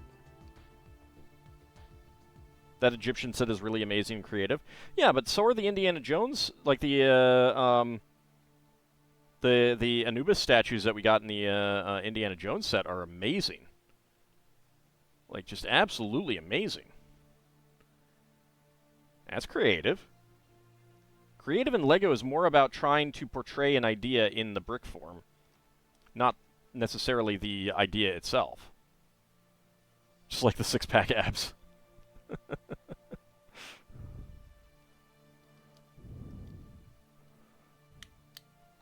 I think it was a very well done set. Alright, get a hinge brick up here.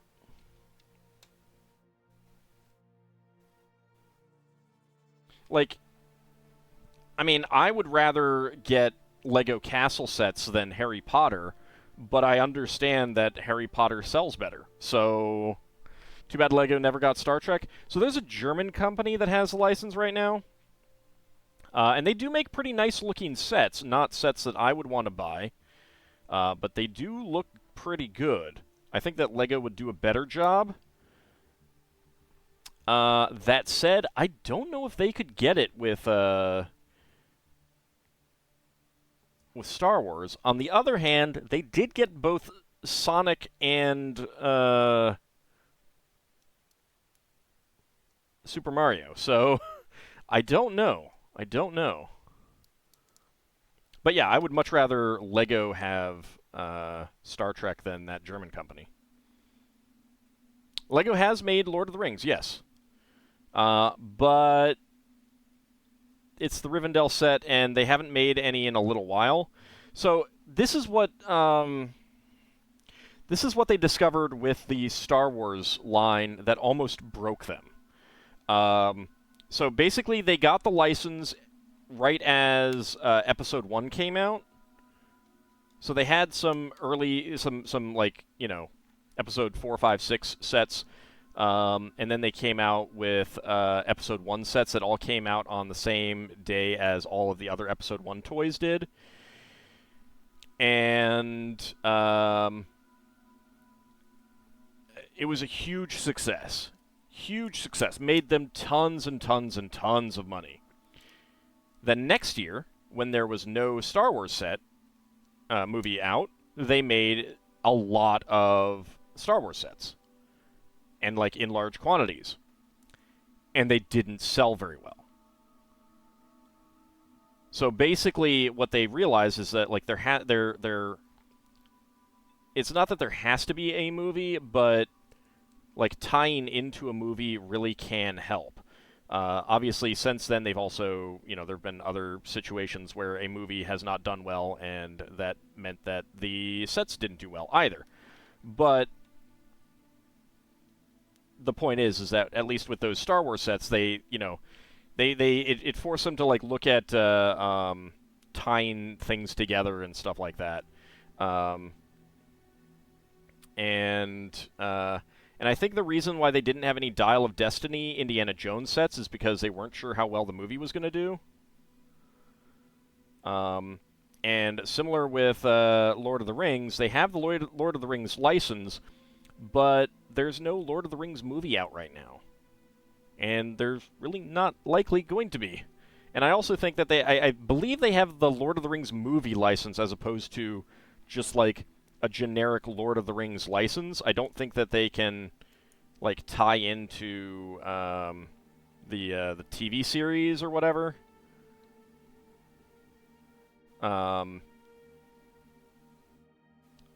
So that kind of means that like making actual toys, making like a whole line of sets aimed at kids and teenagers is not going to sell well right now because they have nothing to connect it to. That's why they can do the Rivendell set, because that's aimed at adults who like the property.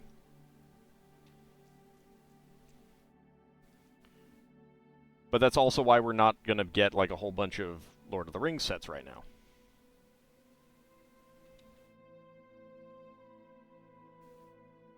You were referring to the older sets. Yeah. And there were more of them because the movies were coming out and stuff like that. And then, you know, the Hobbit movies came out and stuff like that. And yeah, that with that license, that kind of supersedes Castle. I think right now, on an everyday basis, the Harry Potter line does that more than Lord of the Rings, though.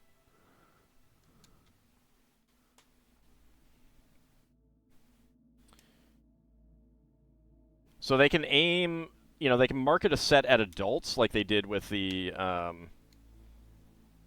Lion Knight's Castle, but they're not going to produce castle sets, like a castle line like there was in the 80s and 90s, because it's just, you know, they have competing licenses, and it's not going to sell to kids as well.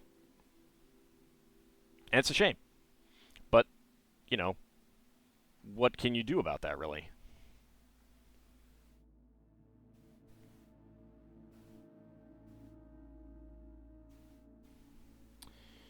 Alright, let's see. We've got the lighter one, the greener one, the blue one, and the pink one. There we go.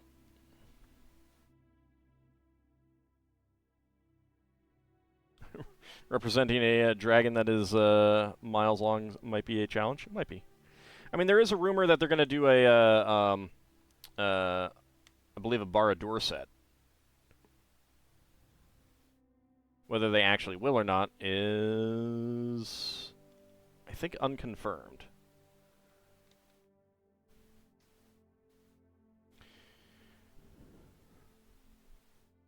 It's not like the kids are ruining it. It really isn't.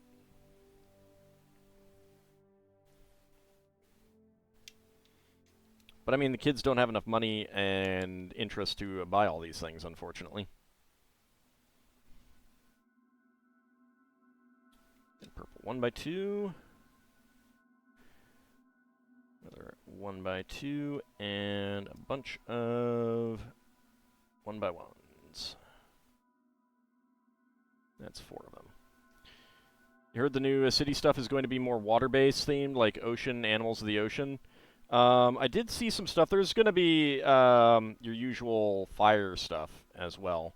But it also looked like there might be some space, like Mars exploration type stuff. But the city sets that came out this month, yeah, there's a lot of ocean stuff with the animals of the ocean.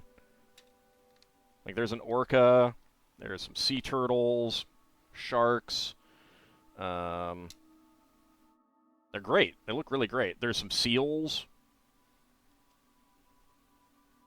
Yeah, it's kind of a mixture of like Arctic and ocean exploration. that just came out. Literally this, like, yesterday is when they were officially released.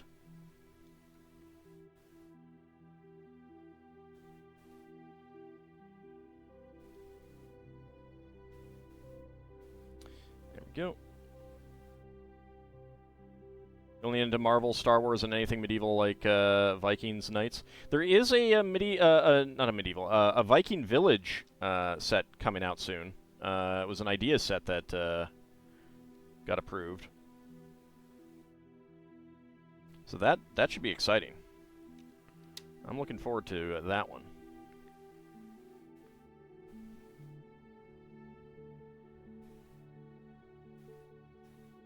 You bought 3 of the Vikings, the 3-in-1 boat? I only got 1 of those.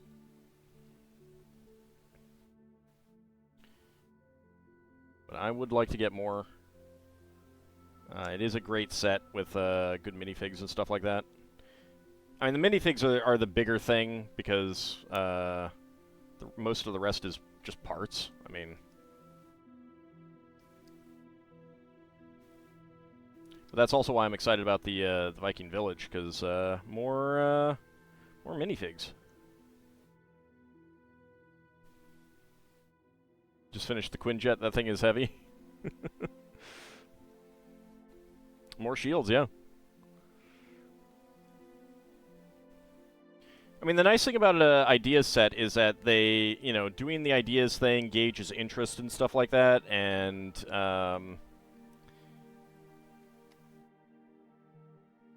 I think that gives them more confidence about producing the set and not having too much of a loss or anything like that, not having a loss. And it gives us an opportunity to get some things like the like those Viking sets.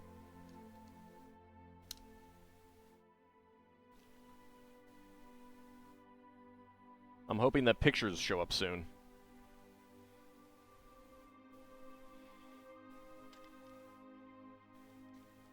There we go.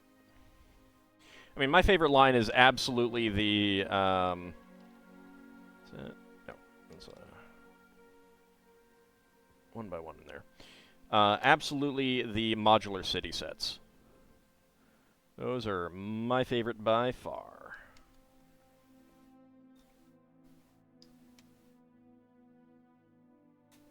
One by 2 there.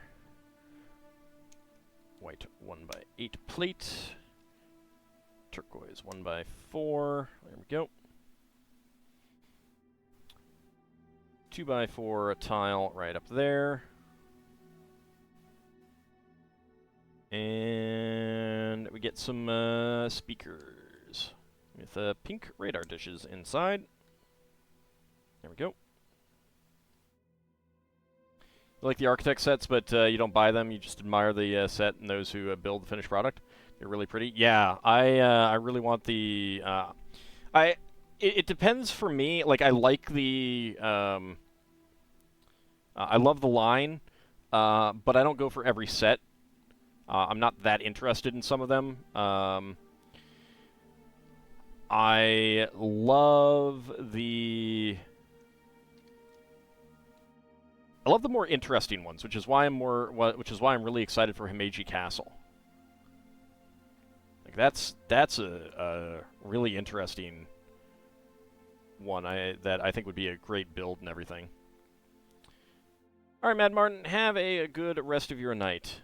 Thank you very much for coming on out. Let's go ahead and get that microphone stand in there, and that is it. All right, so extra parts here. 1 by 1 cylinder tile in coral, 1 by 1 cylinder tile with top peg in black. Trans orange 1 by 1 cylinder plate. Yellow Technic pin. Microphone with gold top, and a blue roller skate. There we go. Alright, bag number 5, and this is the last one. This will wrap us up for the evening.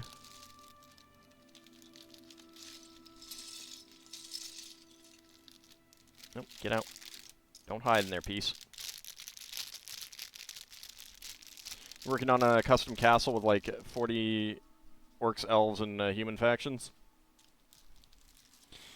Yeah, I know that feeling. I would like to get back to working on Argama one day. Although, to be perfectly honest, if I get back to working on Argama, I will probably completely redesign almost everything. I'm really happy with the top front deck on it, but most of the rest, it needs work. Needs a redesign. Alright, so let's go ahead and close this up right there.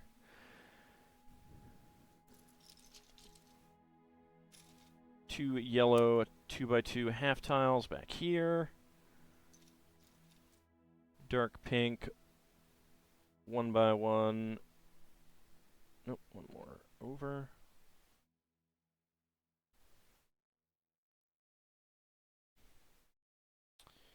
And there we go.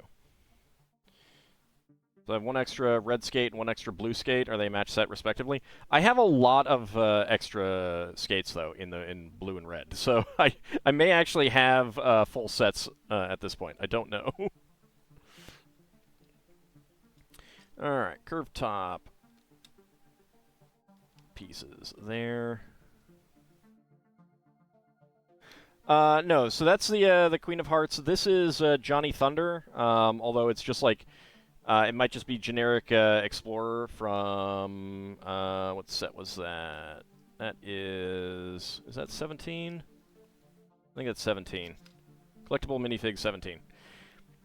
So they haven't made the skates in too many colors, Lil Bunny, for one thing. When they do minifig ones, they're basically either red or blue. You can get some other colors in other sets where they're not used as skates, and you always get an extra one.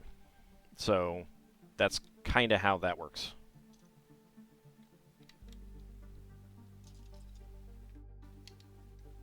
And it's a pretty common accessory for just, you know, for the minifigs, yeah.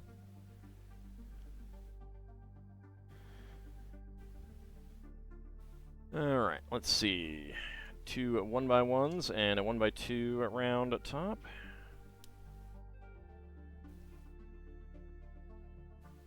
Your new addiction theme are the cars. They're pretty nice. They're pretty nice. I'm glad, like, for the most part, I don't really care about displaying Lego. I like building it and designing it and stuff like that. If I'm going to display something, I generally would prefer to display something that I've designed myself. Like the Dodge Challenger, yeah. Yeah, the Speed Champions. They're really nicely designed. They're really nicely designed. And they have a lot of good pieces, too.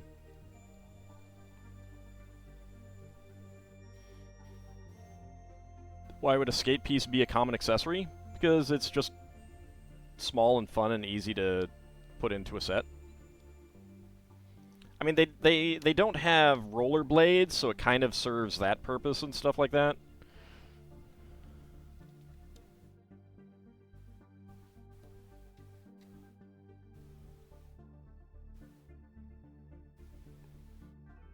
But I've gotten a fair number. Let's see, we want the white 4x8. Get our purple macaroni on the bottom and pink, dark pink macaroni tiles on top. Found a cool accessory in one of your Junior Marvel sets last night. It was an Xbox controller. Yeah, it's basically an Xbox controller. There might be one in this bag. Don't see it. No, it doesn't look like it. Yeah, but one of the Speed Champion sets actually uses that as a steering wheel without printing.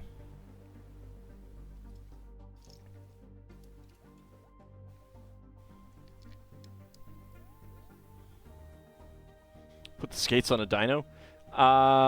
They would have a hard time fitting.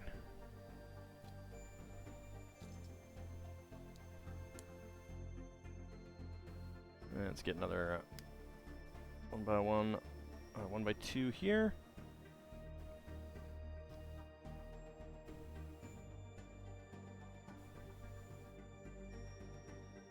go. I mean, it looks pretty good as a steering wheel. It really does. It was for the F1 racer.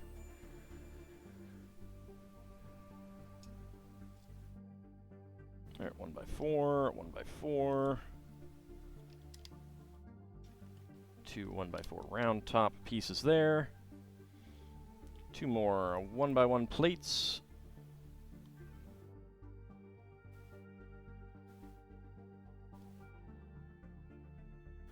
There we go. And there we go. We got our curved corner macaroni pieces.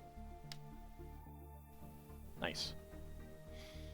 Yeah, it's a nice little ridge around it, I think.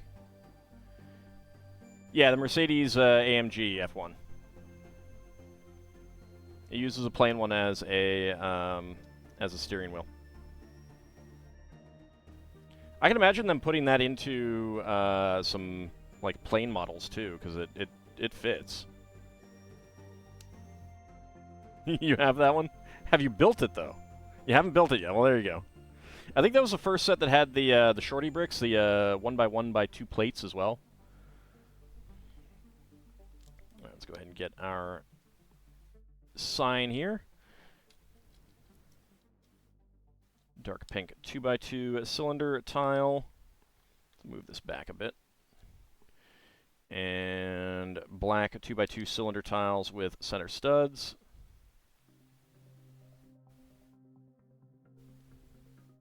It's really nice to see such a variety of colors in the after the limited hues of the Eiffel Tower. Yes, it is. It really is.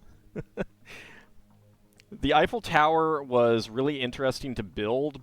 And it looks amazing finished, which I still need to edit my pictures and post them.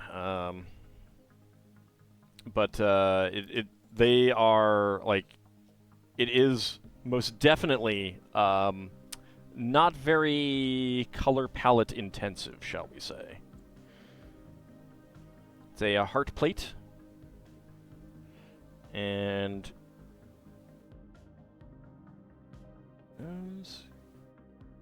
these do stick out. That's weird. Like on a standard 2x2 cylinder brick, they kind of shave off the corners of the studs so that they match up with the circle. This heart plate does not do that. That's weird. I don't know why they do that. Here's my 2x2.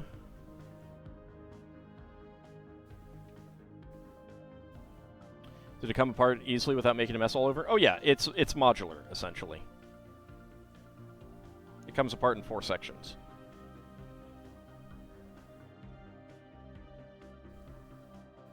And dark pink 1x1 cylinder plates for our roller skate. And 1x4 plate right there.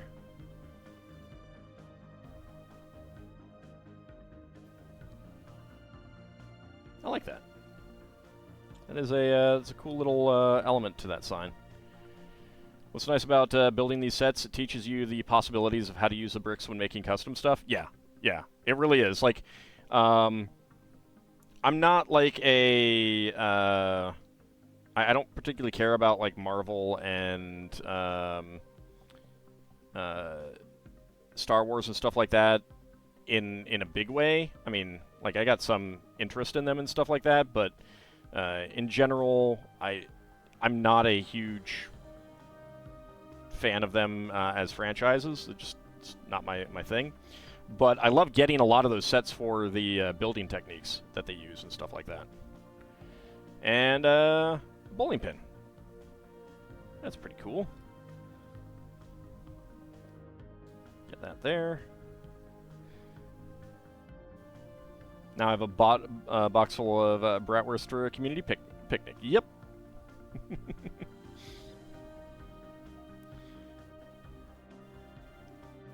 we go. Wait, 2x2 and 2 black 2x2 corners.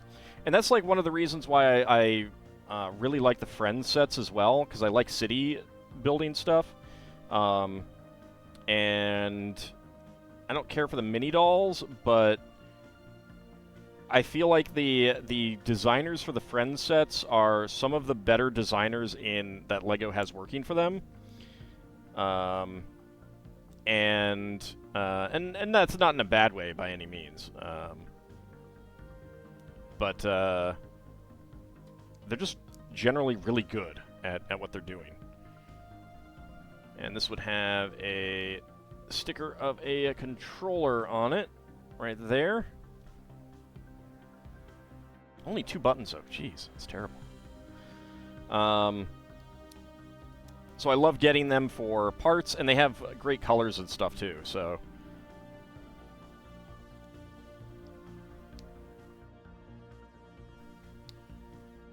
Like, they have good construction techniques, they have good part selections. And to be perfectly honest, again, like, you could take this set, take out the mini dolls, put in minifigs, looks just right. Looks perfect. And that's the other thing that I like about the Friends sets. How compatible they are with minifigs. Alright, let's go ahead and start with our flex tubing. That right there. How come I never do that on camera? I mean, I'll do that with some minifigs, but I don't have the minifigs nearby that would, like, be appropriate and stuff like that, really.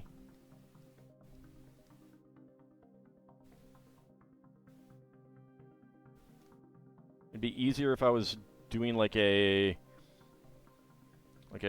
I was doing a LEGO train display or something like that, then I could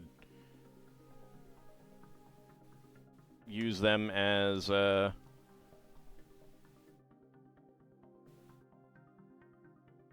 buildings in a LEGO train display. There we go. You really like finding pieces that seem very unique, along with discovering interesting colors that you don't see anywhere else? Yeah. Yeah. And again, that's one of the reasons why I enjoy the Friends sets for those colors. And like I was saying earlier, you know, without the Star Wars sets, we wouldn't have like droid arms, we wouldn't have Star Wars lightsaber hilts, and those are all very useful pieces that can do all kinds of interesting construction stuff. Do I kind of decide what set to do in the last few hours before a stream? Yeah, generally. I mean, I may have a specific idea if I want to kind of tie it in with something that's happening. But oftentimes it's just you know, I might decide a day or two before, but I haven't like decided what I'm going to do for like the next 5 weeks on Wednesday or something like that. I mean, obviously, the next 5 weeks on Friday is basically already decided, but... Yeah, generally it's just, what do I feel like building today? And I have a few sets that it's like, I want to build it, but that feels like it should be a winter set, or that should be a spring set, kind of thing. That on there. Get the mailbox on top. So I have a few sets that are going to wait until seasons change.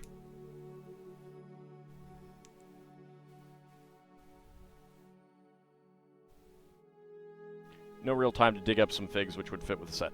No, especially considering that a lot of my stuff is in a state of flux because I needed to move a lot of things around. Got some new furniture, still need to get some more new furniture. Had to get a carpet replaced. Like, all kinds of stuff is just in flux with my collection at the moment. There we go. Alright, open it up and get that vending machine right there in that corner. Let me make sure that these pieces are down here.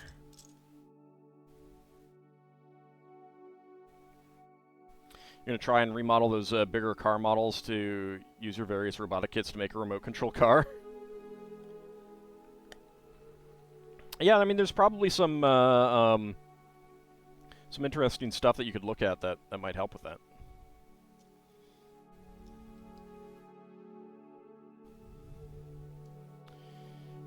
Let's go ahead and build an arcade cabinet. It's lime green, which is very, very limey.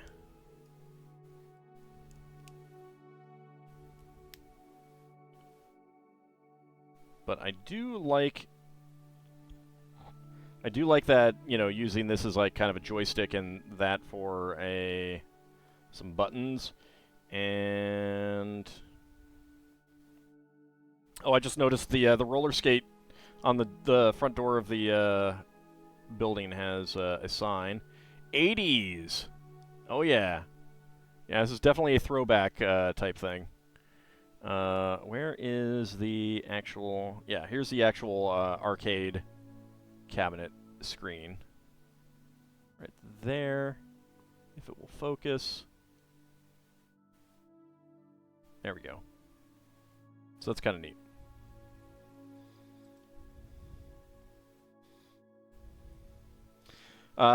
It's kind of like Outrun. This is might be the same hue as the peas. Yeah, that's lime.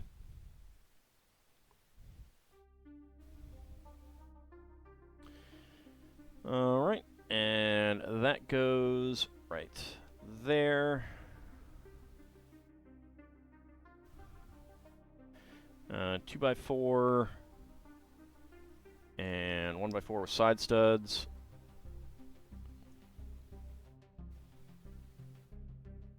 Okay. Get Azure 1x1 cylinder tiles with top pegs and a 1x1 cylinder tile. I mean, I think it's a generic racing game kind of thing, but yeah, it seems pretty likely to be based on Outrun. I mean, if I got stuff right here, I'll pull something out. If someone, like, if I'm ever building something and someone's like, hey, can I get a closer look at something that you just put together, kind of thing, I will definitely try to show that. No problem.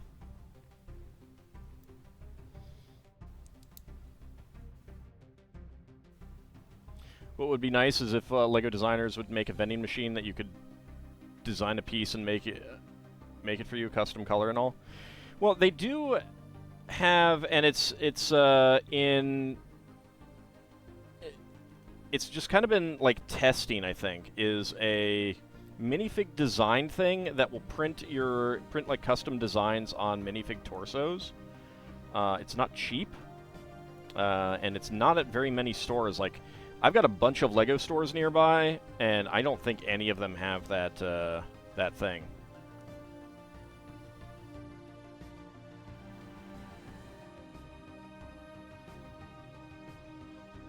And I don't know how sophisticated it is on what you can print. I haven't seen it in action. I haven't seen the results either. Alright, we'll get our air hockey table right there. Oh, right, okay. So these are the two, like that's the puck, and these are the two play pieces. Got it. Alright. I see. Okay. I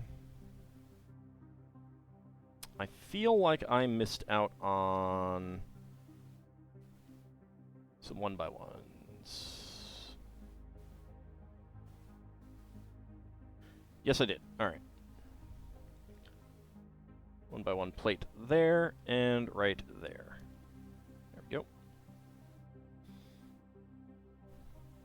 Alright, and everything else is extra. So, 1x1 quarter cylinder tile in yellow, 1x1 tile with keypad in gray, 1x1 plates in azure and dark pink, 1x1 tile slope in pink, dark pink I should say, a blue 1x1 tile with round end, azure 1x1 cylinder tile with top peg, red 1x1 cylinder tile, 1x1 cylinder plate in dark gray with hollow stud, and a soda can top printed 1x1 cylinder tile. Those are the spare parts.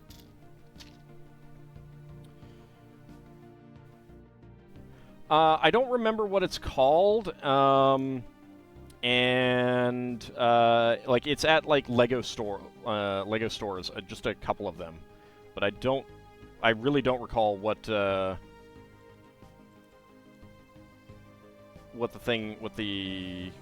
brand is for it. Lego pad printer? No, it's not something that you can purchase. It's you go in, and it will print it on a minifig for you, and you take the minifig.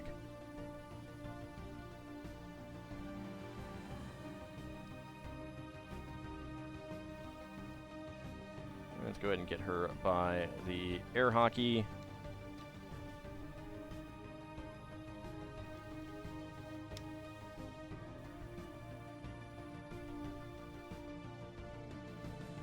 There we go. And he is about to play bowl. There we go.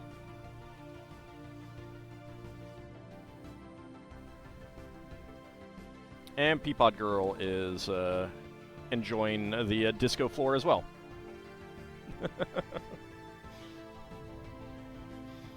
Alright, let me... So, here is the... Oh, you weren't very sturdy there. Alright, you know what? You can get out for now. So, that's the front of the Roller Disco Arcade. If you open it up, you can basically, like, put your phone there and play music.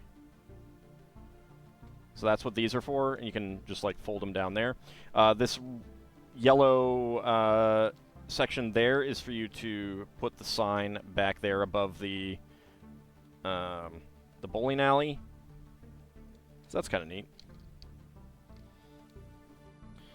And you got, like, you know, some spinning platforms. This is another thing that I like that they're doing in the Friends sets, is just having lots of, you know, like, moving elements, like functional elements, either through Technic or these cogs. So it's pretty neat. It's pretty neat. I really like that.